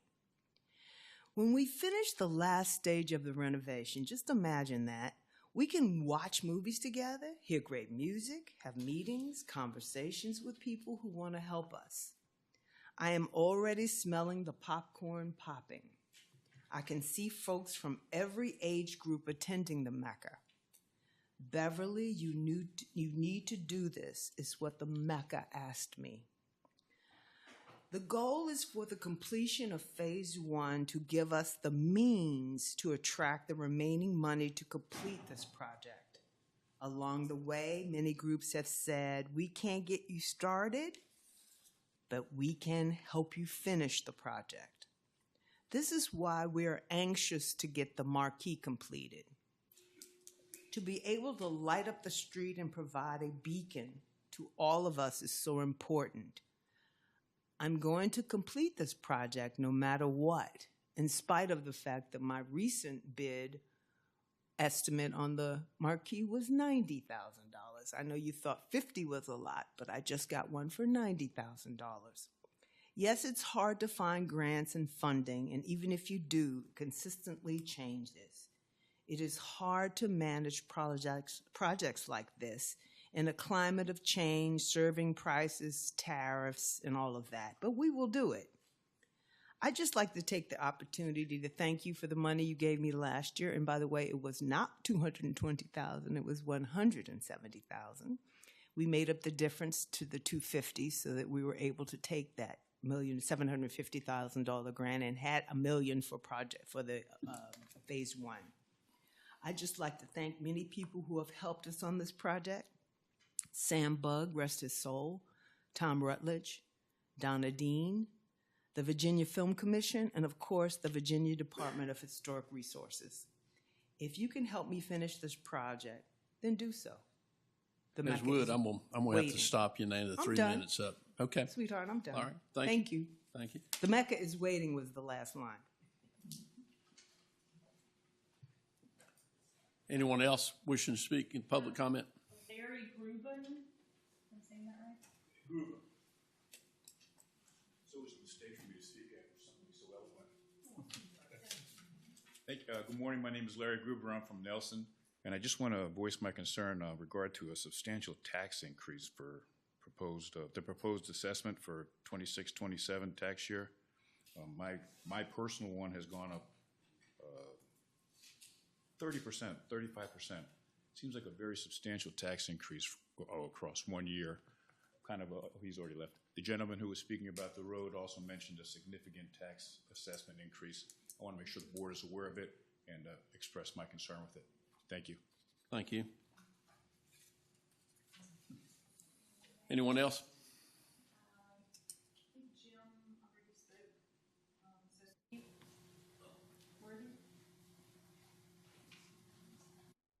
Morning again.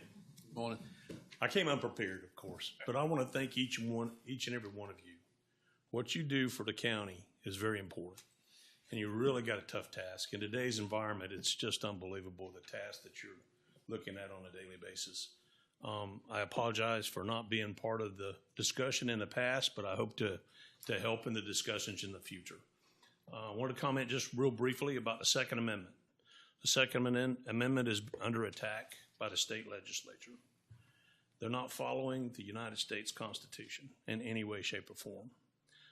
I don't know how this works in any way, but I wanted to make the comment that I've heard all this sanctuary city and sanctuary county stuff going on. If that's something you could address in the future, I would recommend that you do so. I would like to see us be a sanctuary county.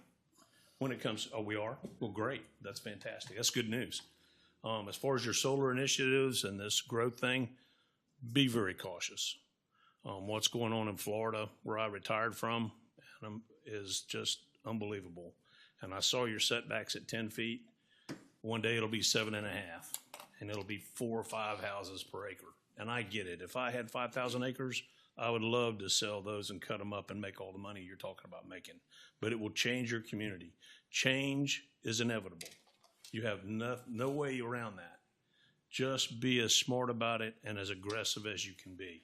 And as far as following state guidelines, be very cautious. I know there's some legality to that, but you don't have to approve those solar projects like you were talking about before, but just be cautious. I mean, what you're doing now, you will be replaced by someone else who may not think the same way we think currently, and they can change that. So keep doing what you're doing. Thank you for what you do, and we appreciate what y'all do for the county. Thank you. Thank you. Anyone else? Okay, that's end of public comment. So, Alex, we get to go into the fun part now. I know it's fun for staff anyway. Yeah. It is for us too.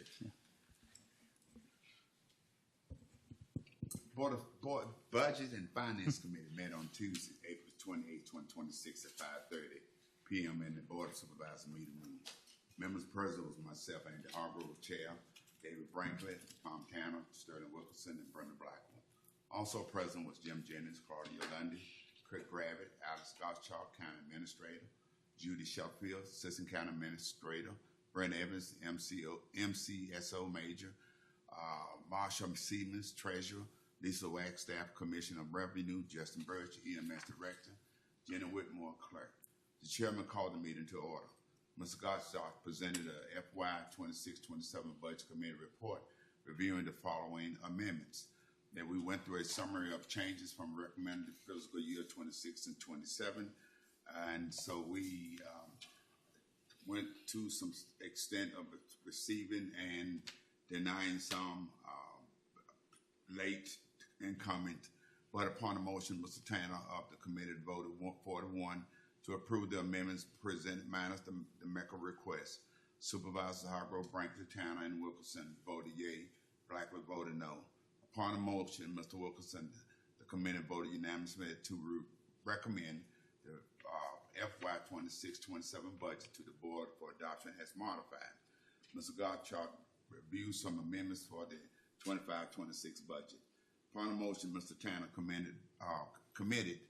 voted unanimously to recommend that the Board of Supervisors hereby appropriate $39,557 with revenues from Virginia Compensation Board, estimated according to the General Fund number 100 of the county's fiscal year 25-26 budget for additional record digitalization for the clerk of the Circuit of Court.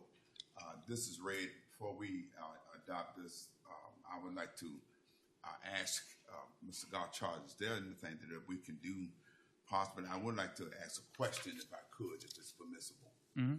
And that is that for the MECA, MCCA, I would like to know whether have Chase City contribute anything to the ongoing construction and completion of the MECA other than the county. To my knowledge, the town nor the IDA have provided any funds directly to the MECA. But again, that's to my knowledge. That's not to say that that's the definitive answer. Okay. So I'm assuming they didn't contribute anything. And I think it's that's within their willpower that they can, I believe, from prior discussions in the past. But I'm basically what I'm saying before we adopt this. Is there anything that we can do? We might not can't fund or the total amount, but can we go reproposition to a lower amount that we can give towards something other than nothing? Since I've gathered other information.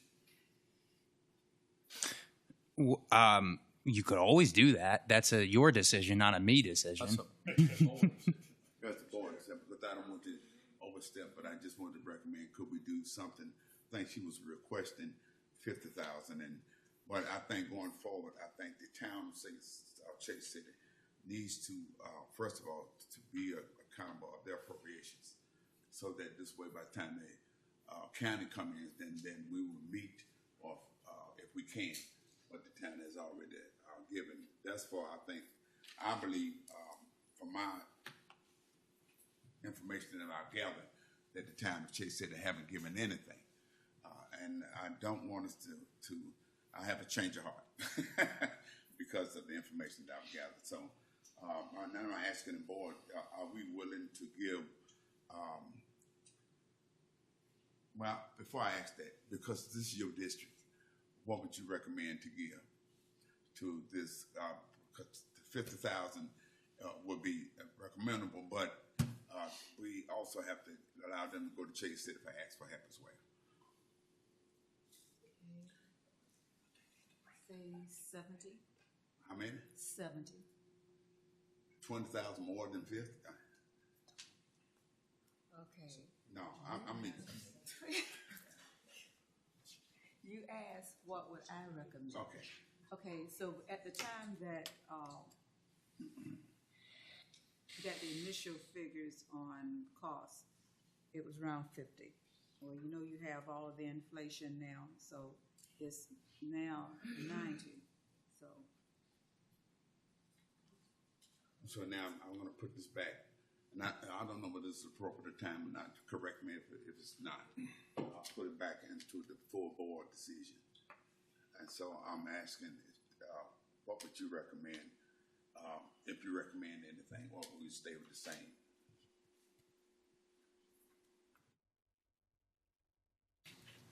By mine order, let me know mine order.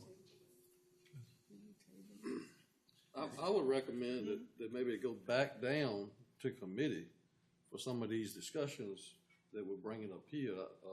I don't know that one place or the other place is the right or wrong place, but I think if you take it back down to committee, I think you might could do even more research to gather any information that you might be concerned about, and then let the committee once again look at it, and then bring it back up with a recommendation.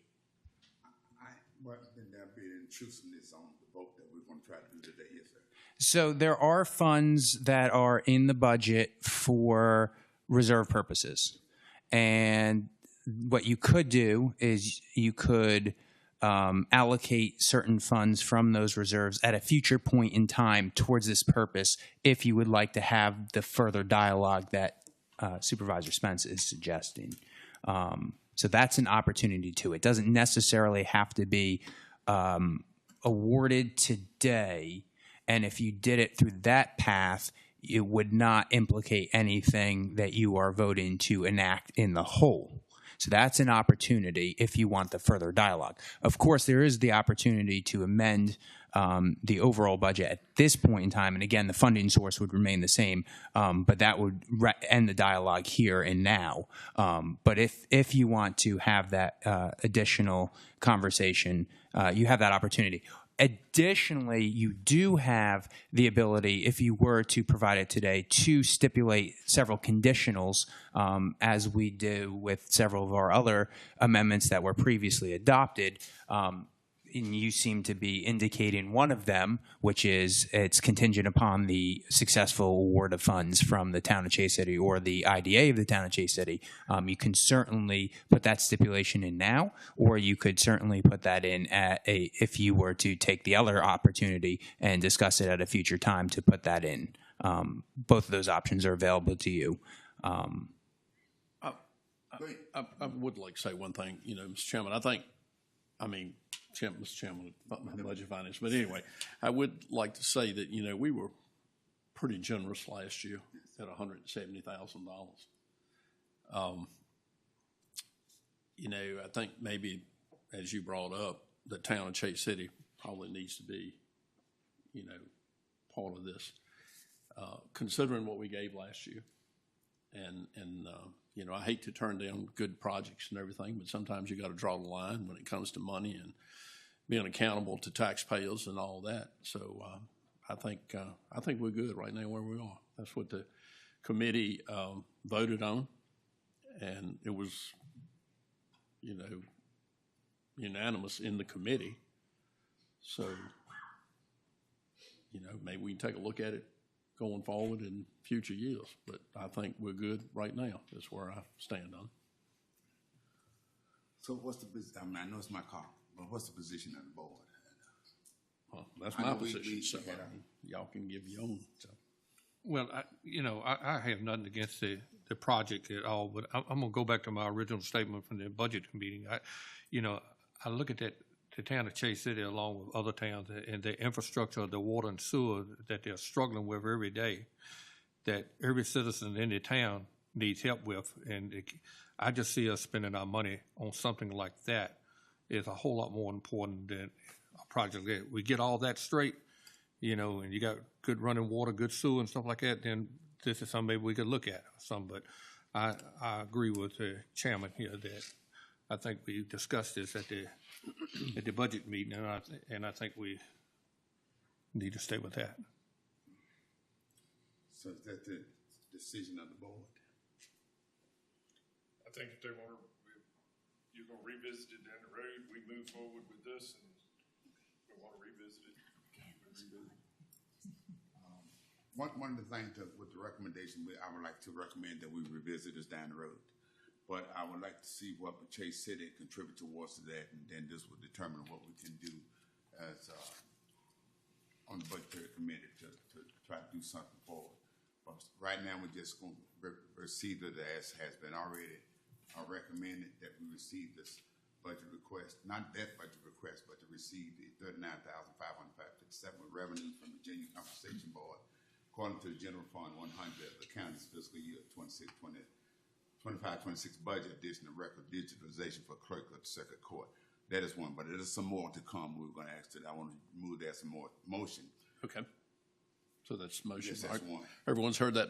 Go ahead, Ms. Blackman. I would like to make a correction. It was stated that the vote was unanimous. I don't believe I voted in favor. In the committee, it was unanimous. The committee was 4-1. Oh, she's not on budget and finance. Mm-hmm. Yes, she is. Yes, she is. Okay. All right. All right. Good enough. I'm sorry. But we're going to revisit this. Okay.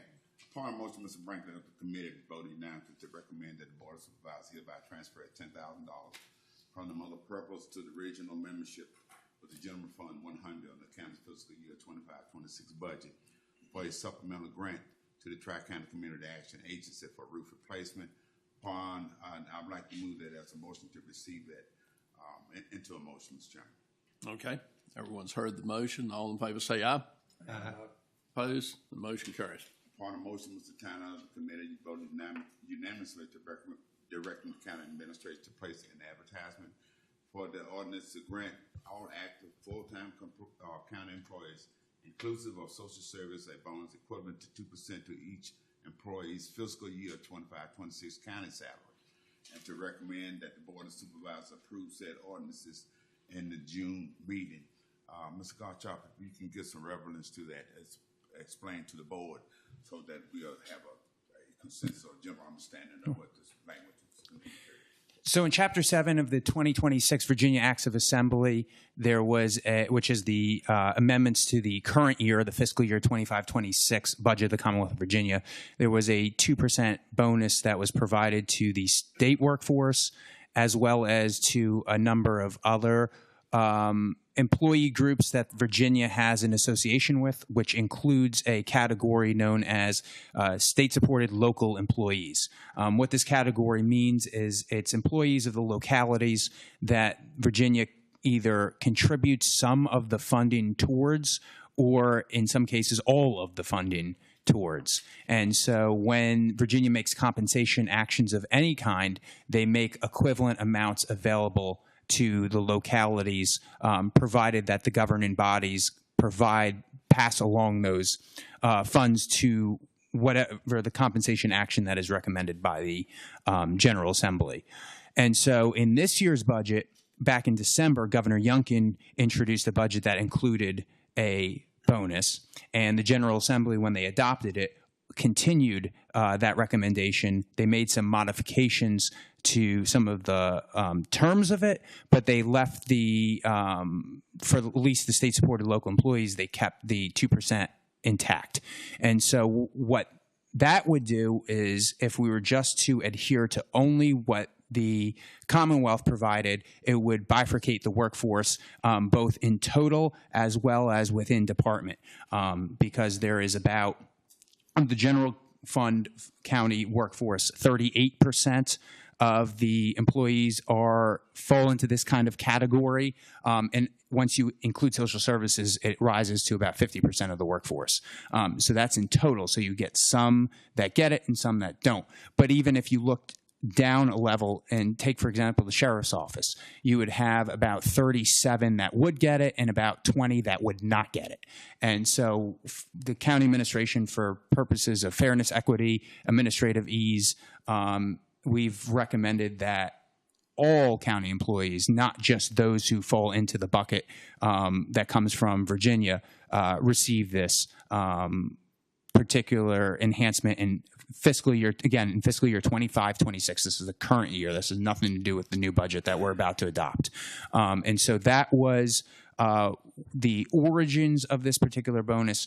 The Code of Virginia requires that a bonus provided by a locality be done by ordinance and not by resolution. And as such, we need to advertise it pursuant to the regular methods of advertising. And so because the Budget and Finance Committee recommended this action, what we will be placing is an ad in the public notice in the paper for next week and the week after in advance of the June meeting. And then the ordinance that would provide this bonus for the county workforce in a June pay period be adopted by the board as a whole in the June meeting. I also do want to point out that this action is for the county workforce and for social services. The school division employees also received a bonus from the Commonwealth of Virginia. The school board has already voted to award that, and they have not requested any additional funds from you all in order to provide that. So what we will consider in June is just the award to our workforce social services. It will appropriate certain funds from the Commonwealth of Virginia, and it will make other funds that we currently have in our budget available to absorb the difference between the revenues that we would receive from Virginia and the total cost of the total bonus to all of the workforce of our county. Okay. So other counties do all this like this too? So every county has the funds made available to them. The majority of counties do take those funds and provide it. I'm sure not every single one does, but most of them do. How they do it all depends. There are some that take the approach that is recommended here and provides it to all. There are some counties that and other localities that do, in fact, just provide it to only those positions that are authorized by the comp board, or the positions, the other few positions, or the social services, or whomever is eligible to receive it. So definitely the practices are different throughout the Commonwealth. I think a lot of that depends on one locality's fiscal status more than any say philosophical beliefs on the matter. But yes, people do it in very different ways.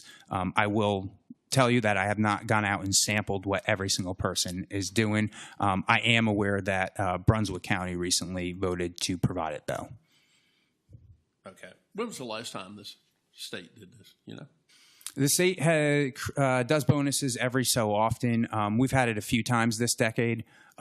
Generally what happens is they will have if they have a position where they're going to have a surplus in a given year, which this is an example of it, what they do is they don't want to commit it to ongoing projects or ongoing services. And so they look for one-time ways of dispersing that. They have a few different levers that they customarily pull when they look to disperse those funds. One such item is a tax rebate. They've done that several times this decade as well, where you'll all of a sudden in October get like a $200 deposit or $400 deposit. They do cash for capital very frequently, and they've done these employee bonuses. It's happened a few different times in the 2020s, but generally it happens during a year when they convene in January, February, and they look ahead and they say, we're going to have an excess in this particular year. They've occasionally done it. This was more in the 2010s, but they've occasionally provided bonuses in lieu of salary increases in budgets that they are going to adopt prospectively. But this kind of late in the year kind of adjustment is something that it's not infrequent, but it's certainly not an annual occurrence either. I would like to recommend that we would like to meet for the budget and finance within the next 30 days, and we consider with recommendations, with stipulations. I say not recommendations, but with stipulations, and then we'll get back as to our final commitment as to what we're going to do for the MECA. If I could make a suggestion, I would make that meeting subsequent, and this isn't going to be necessarily 30 days. I would make that meeting subsequent to the end of this fiscal year, so that we see, because by all accounts they swear they are going to adopt a budget by the General Assembly by the end of June, and there may be provisions in the General Assembly's budget that we also then need to consider and take action on. So I would postpone our meeting until we can account for all of that. That would hopefully be sometime in July, but you have to believe promises that are claimed. So we'll see what happens on that front. But I do anticipate we'll have to react to some things in there, because we have really no idea what it's going to look like at this point. But Alex, does that affect this bonus? No, no. This is he's suggesting it for the 26-27 budget. Unfortunately, we're having two overlapping conversations occurring at the same time. We have moved from 26 to 27 back to 25-26 to 26-27 back to 25-26 back to 26-27 in the same simultaneous conversation. So do we need these two? So the first. Do we need these two separate motions right here? We already had the motion on the first two that we need to adopt for 25-26. The third item, no action is required today. The action will come in June, and that is it for 25-26. And then we do need to make action on 26-27 and adopt the budget, tax ordinances, and the CIP. So I think we are good with 25-26. I think we have closed out the conversation on when we're going to convene again on 26-27 for any amendments made within the 26-27. However, we now have to adopt the 26-27 to even have the conversation in the future to amend something that is not enacted yet. So I think you're good, Mr. Chair, to call for those. You've made the motion. Everyone's heard the motion. So the motion. I guess we've digested the motion. I'm not sure. Okay. So the motion. So then, if I'm clear, so let me articulate this so we're getting on the same page. If I'm clear, the motion is that the Budget and Finance Committee will reconvene at some point subsequent to the adoption of the budget of the Commonwealth of Virginia. Yeah. Okay. All in favor, say aye. Aye. Opposed? Motion carries. There have been no further business. The meeting was adjourned. Yeah. All right. So do we need? We just So still haven't got the motion. We still have not adopted the FY 26-27 tax ordinance, budget ordinance, or approval of the CIP. That's correct, Mr. Chair. So do we? The last motion, the two that Mr. Brankley made and Mr. Tanner made right here. Do we need to take those separate and adopt those? Those were done. Yes, those were done for 25-26 budget amendments. Okay, but we didn't take a motion on them. Not from the board. We did from the committee, but we didn't do it as a full board. I think one of them was just to advertise the ordinance. No. Well, that's the third one. So there's two amendments in 25-26. Mr. Hargrove did pause at both of those intervals. He made motions. Right. He read those, and then you went to maybe having another meeting. Right. That's what we did. So let's just go to Let's just do the actions again to make sure we got them, So capture I them. put to a motion that we adopt fiscal year 26-27 tax Well, No. Okay. The first action we need. How about this? The first action we need is to a motion to adopt an amendment to the fiscal year 25-26 budget to accept funds from the Commonwealth of Virginia, from the Virginia Compensation Board, and to increase the budget of the clerk of the circuit court for the records grant, and the amount was 39-something thousand, going off memory here. 3950. Yes, that's the first one. Let's move that as a motion. Okay. Okay. Everybody's heard that motion. All in favor say aye. Aye. Opposed? Motion carries. Then the second one is an amendment, or it's an amendment, but it's a transfer of $10,000 from multipurpose reserve to Lake Country Area Tri-County Community Action, other side of the county. Tri-County Community Action for $10,000 for a supplemental grant for roof replacement in the fiscal year 25-26 budget. Okay. All right, so moved, Mr. Chairman. That has been done once before, but we'll do it. Motion's been made. All in favor say aye. Aye. Opposed? And the motion carries.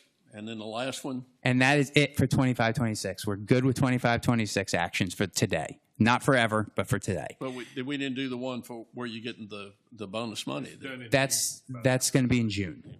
Okay. Yeah. All right. And so now That's right. Yes. Yeah. And so now we need to do 26-27 and adoption. So moved. We're going to motion to do that. Okay. Let's move on to the next one. Okay. So then we need votes on those three. So the first one would be the tax ordinance then. Okay. All right. All right. Now, we're going to do 26-27 tax ordinance. That's correct. To make us a motion, Mr. Chairman. All right. Everyone's heard the motion. Any discussion? We'll have a roll call vote on this. Jenny? All right, Ms. Blackwell?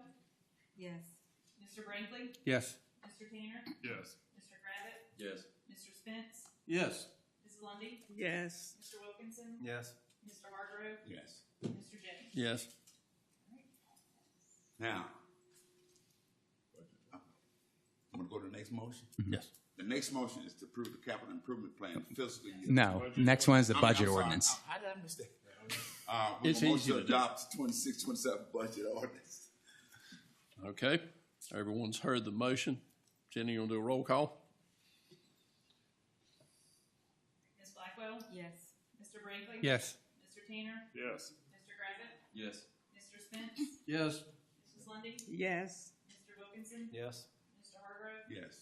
Mr. Jennings? Yes. And lastly, Yes.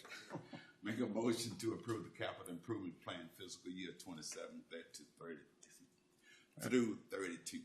Everyone's heard the motion. Any discussion on the motion? Jenny, roll call? Ms. Blackwell? Yes. Mr. Brinkley? Yes. Mr. Tanner? Yes. Mr. Gravitt? Yes. Mr. Spence? Yes. Mrs. Lundy. Yes. Mr. Wilkinson? Yes. Mr. Hargrove? Yes. Mr. Jennings? Yes. We are good with 26-27 at this time. I guess we're going to call that one big, beautiful budget. Huh? Ms. Black? Slaving like a PC powder. How was Sheriff? Ms. Blackwell, Right. Personnel Committee. A meeting of the Personnel Committee was held in and for the County of Mecklenburg on April 28, 2026, 4:30 p.m. in the Board of Supervisors meeting room of the Good Bank Building. The meeting was called to order by Chair Blackwell, members present, Brenda Blackwell, Chair, Claudia Lundy, Sterling Wilkinson, Tom Tanner. Also present, Jim Jennings, Dennis Spence, Andy Hargrove, David Brankley, Kurt Gravitt, Margaret Peebles, Employee Relations Consultant. It was moved to go into closed session. A personnel matter was discussed. Then it was moved to go into open session. Upon motion by Mrs. Lundy, and to adopt the following adoption of the certification resolution was made.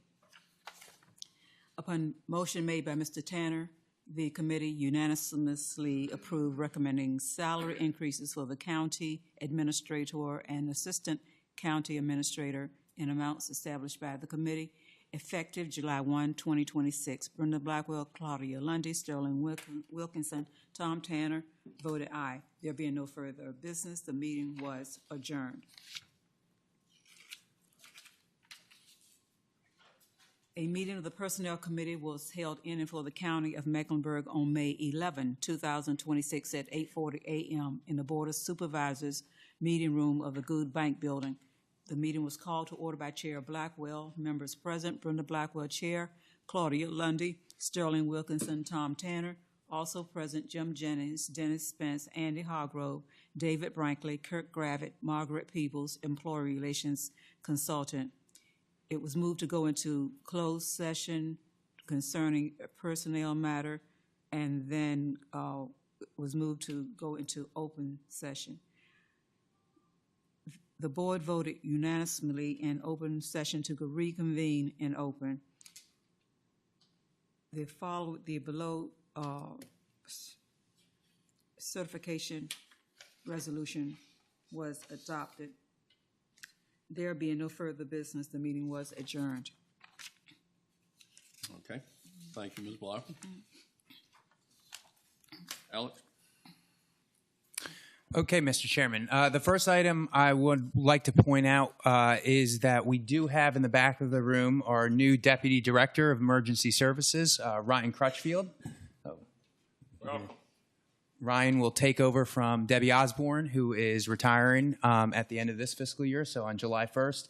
Ryan will officially be Deputy Director. He is currently now in the office working on the transition, getting the licenses straight, all the rest of it. But Ryan's been in the emergency services world for a long time. Even though he's from Mecklenburg, he's lended his services to Dinwiddie County for many, many years, and we're very glad to have him back supporting us now. So thank you, Ryan. Very good.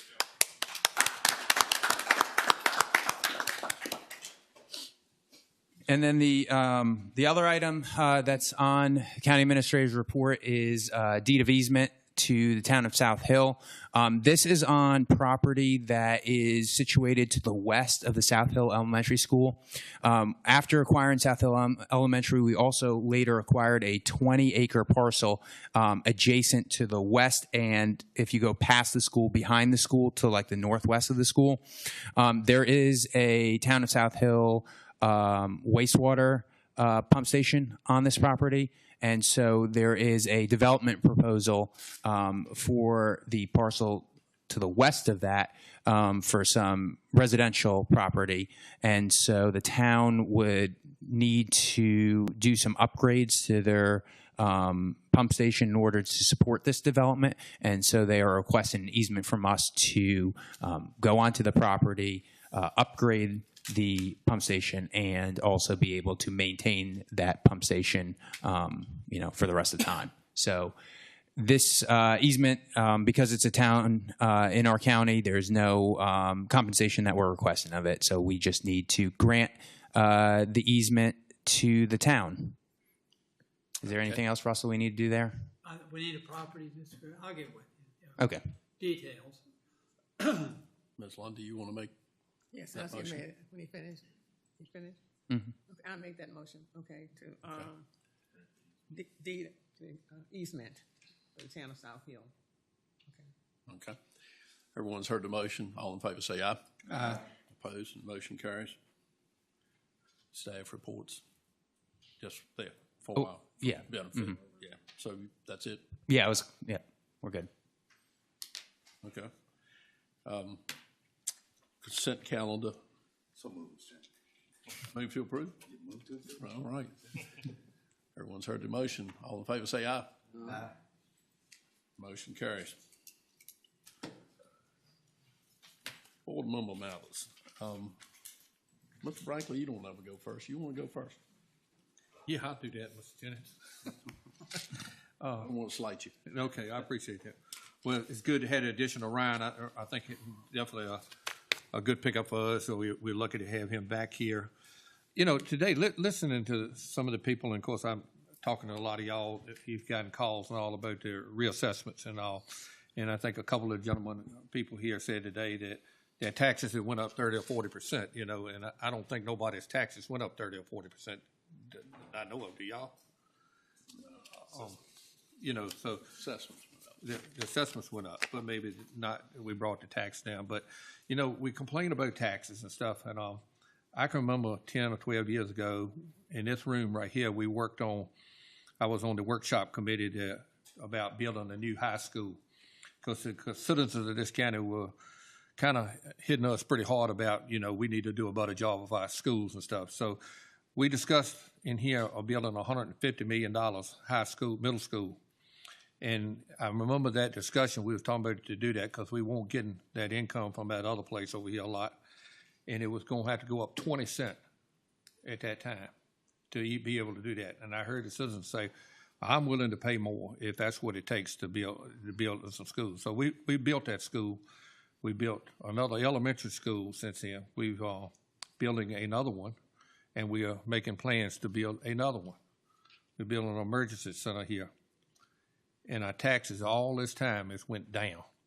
And now today they're going to be 31 cents.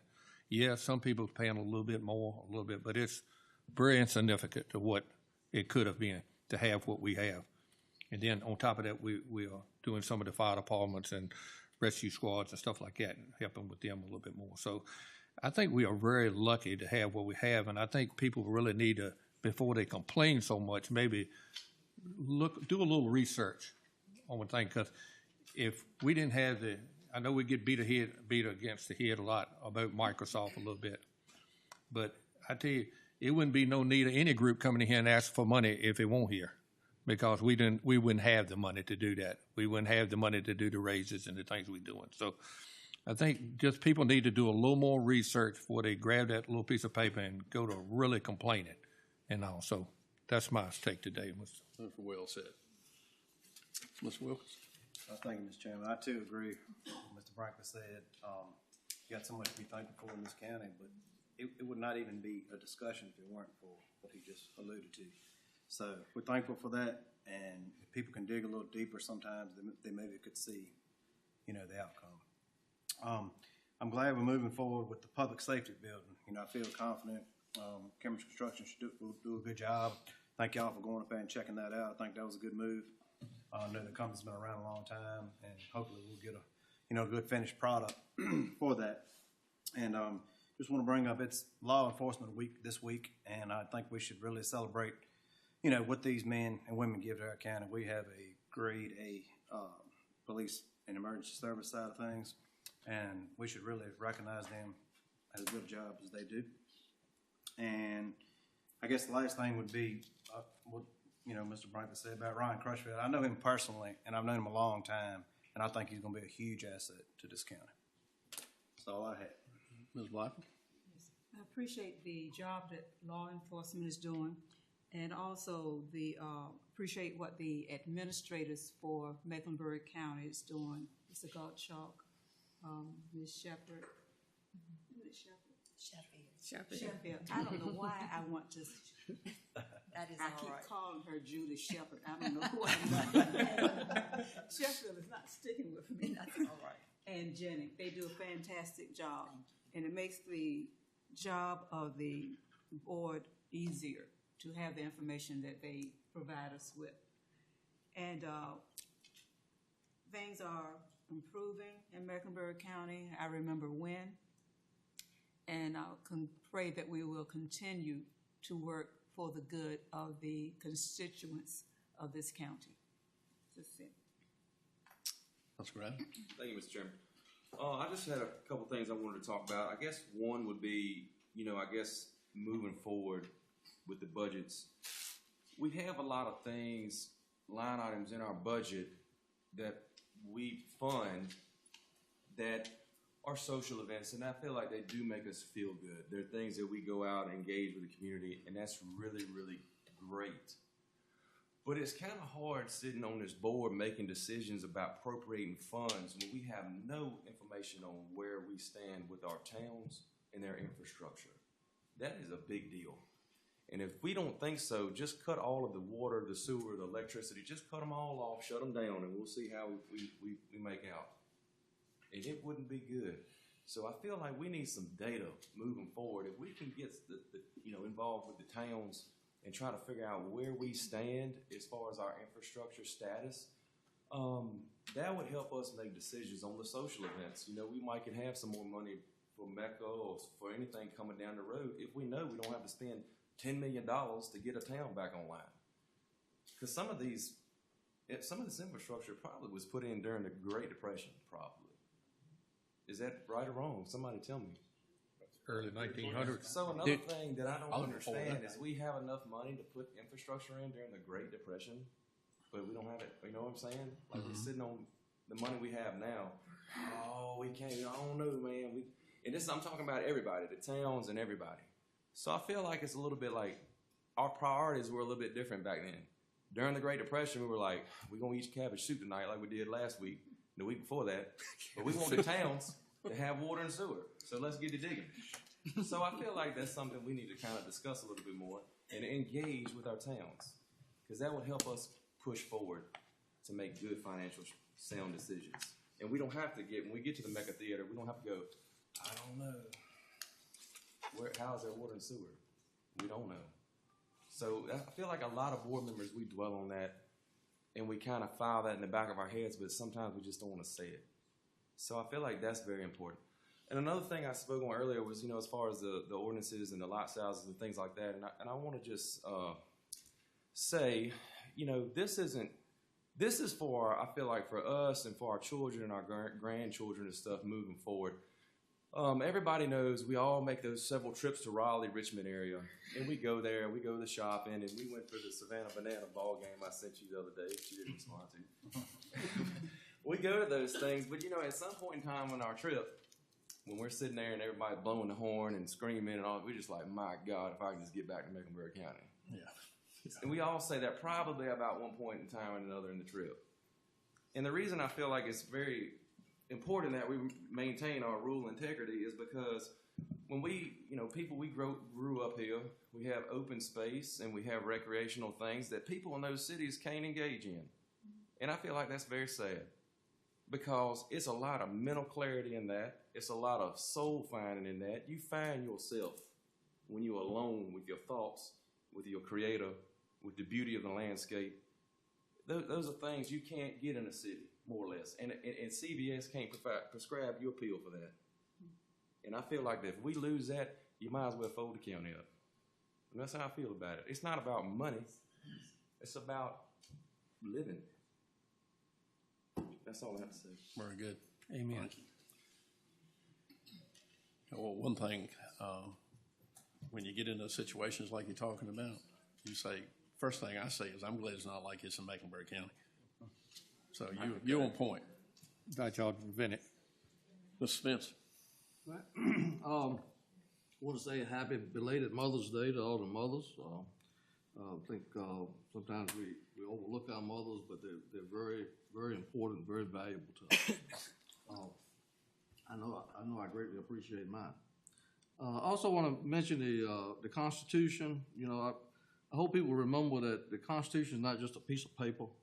It's something to be honored.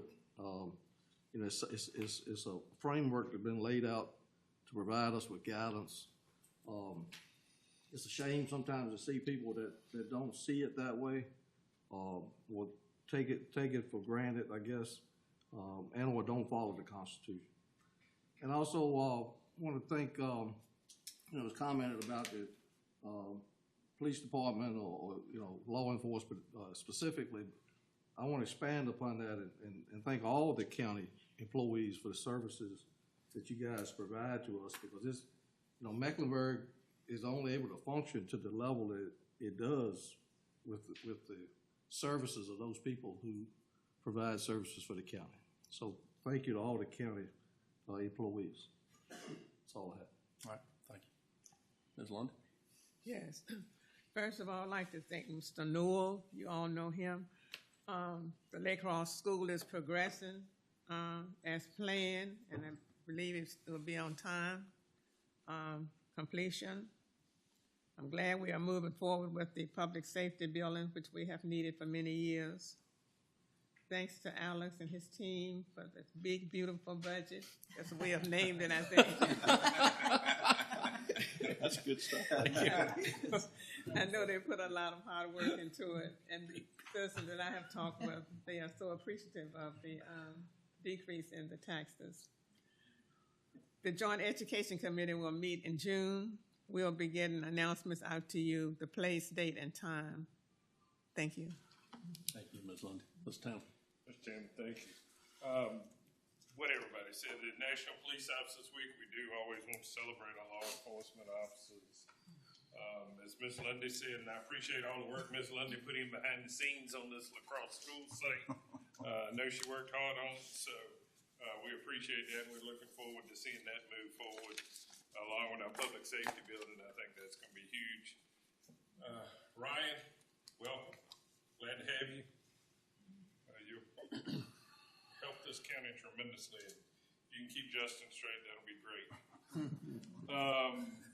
On the Bracey Convenience Center, I know I went to a meeting the other day, and a lot of them were asking me, and I told them we're almost there.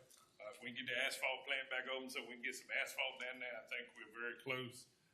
But I do want to ask staff to make sure that we think about down there with at least from Memorial Day to Labor Day, is about trying to be open on Sunday mornings, because so many people down there leave the lakes and stuff early in the morning. And if we don't open till after lunch, they're not going to have anywhere to get rid of the trash. So we want to try, even if we have to work something out. We're already planning on that. Okay. Yep.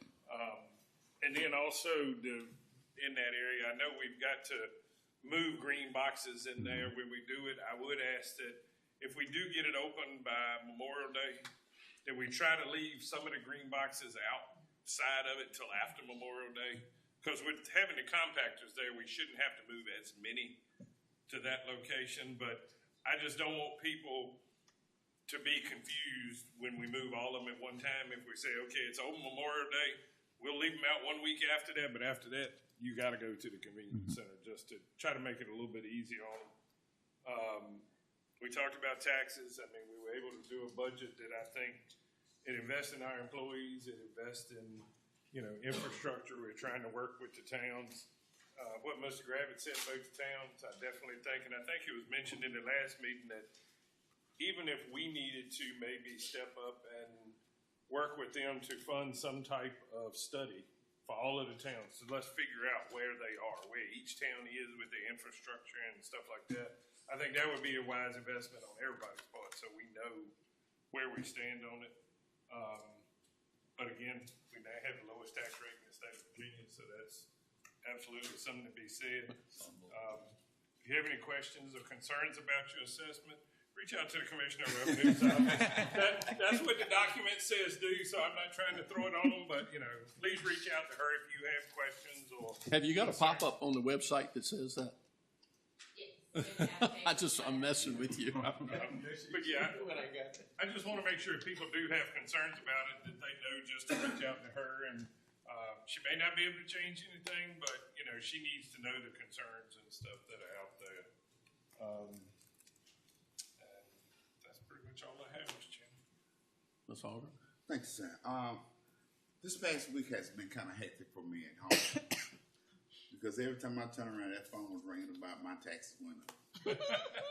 and I was sending them directly to Mrs. Lisa. And so that it can be explained. So when I first started on this board some years ago, they was talking about growth. They were talking about bringing our children back home for heritage so they can maintain the style of living of life and to come back to where they were born. And so in order to do that, there had to be growth. And so, but we failed to realize that this complex school that we have here, in 10 years, we have not raised taxes. I think we raised taxes the last 10 years ago, 2 cents, I think that's what it was. Ever since then, we have been lowering property taxes. But then you say you want growth, and so come growth, there comes the demon. And then with that demon, there comes a means of increased property taxes, because everybody think their land is worth millions of dollars, but they don't realize they got to pay taxes on that millions of dollars.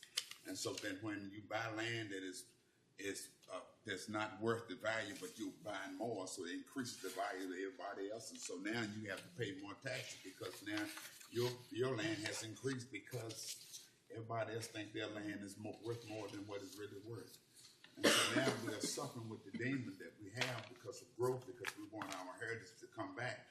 But in the time that there is growth, there are consequences. And in that consequences, we have to adhere to because of law, because of the way our lifestyle, because of the way things has changed. And change brings about something that we're not willing to achieve because this is no longer a one-horse town. This is a vibrant place to live, but it's also Mecklenburg County. And so in so doing, we have we have to stretch. We bring in things like our EMS that the county had to support. Many other places want to support because y'all got money, but see, it costs money to have the standard of living of which we have embarked on. We have our law enforcement. It costs money to do that. We have our anybody that works in the county entities. It costs money to keep that standard. It costs money to retain. It costs money to hire.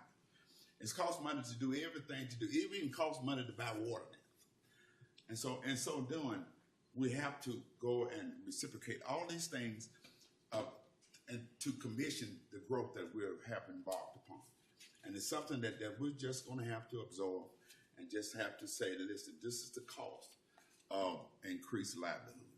And so doing, Mecklenburg County, this is what we have, growth to our citizens. This is growth, and we need to adhere and to comprehend and absorb the way of life in our new way. Thank you. All right, very good, Mr. Hargrove. Complete agreement with everything everybody said here. It was a great board, and we may have debates on different discussions and agreements and disagreements and that kind of thing. We always come together in the end, and that's very important to me. I would recommend to the Mecca Foundation, maybe y'all reach out to Chase City also, and not that we're not going to do something somewhere in the future, but maybe they can come forward and help also. I do want to bring up, as I did in my prayer, about we're in an absolutely extreme drought right now, and I've been growing crops for 50 years. I've never witnessed anything like this in my life. And I know several on here that farm. And the bad thing about it that now, we coming off a dry spring, and we're getting ready to go into traditionally what is the dry part of the year. You could easily be looking in this area of crops not being planted simply because the ground's so hard you can't plant them.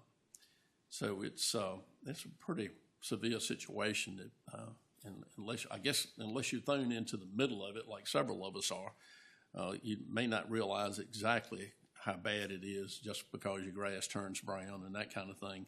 But it's a pretty bad situation out here now. And Ms. Blackwell, my apologies to you for not recognizing you on the Budget and Finance Committee. I felt like I needed to say that publicly. So it was a 4-1 vote, and I recognize that now.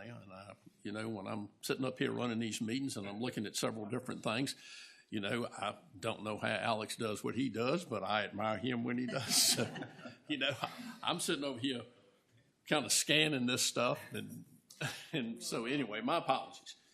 So that's all I have. And we will, Alex, you have anything? Mr. Slade? Judy? We stand adjourned.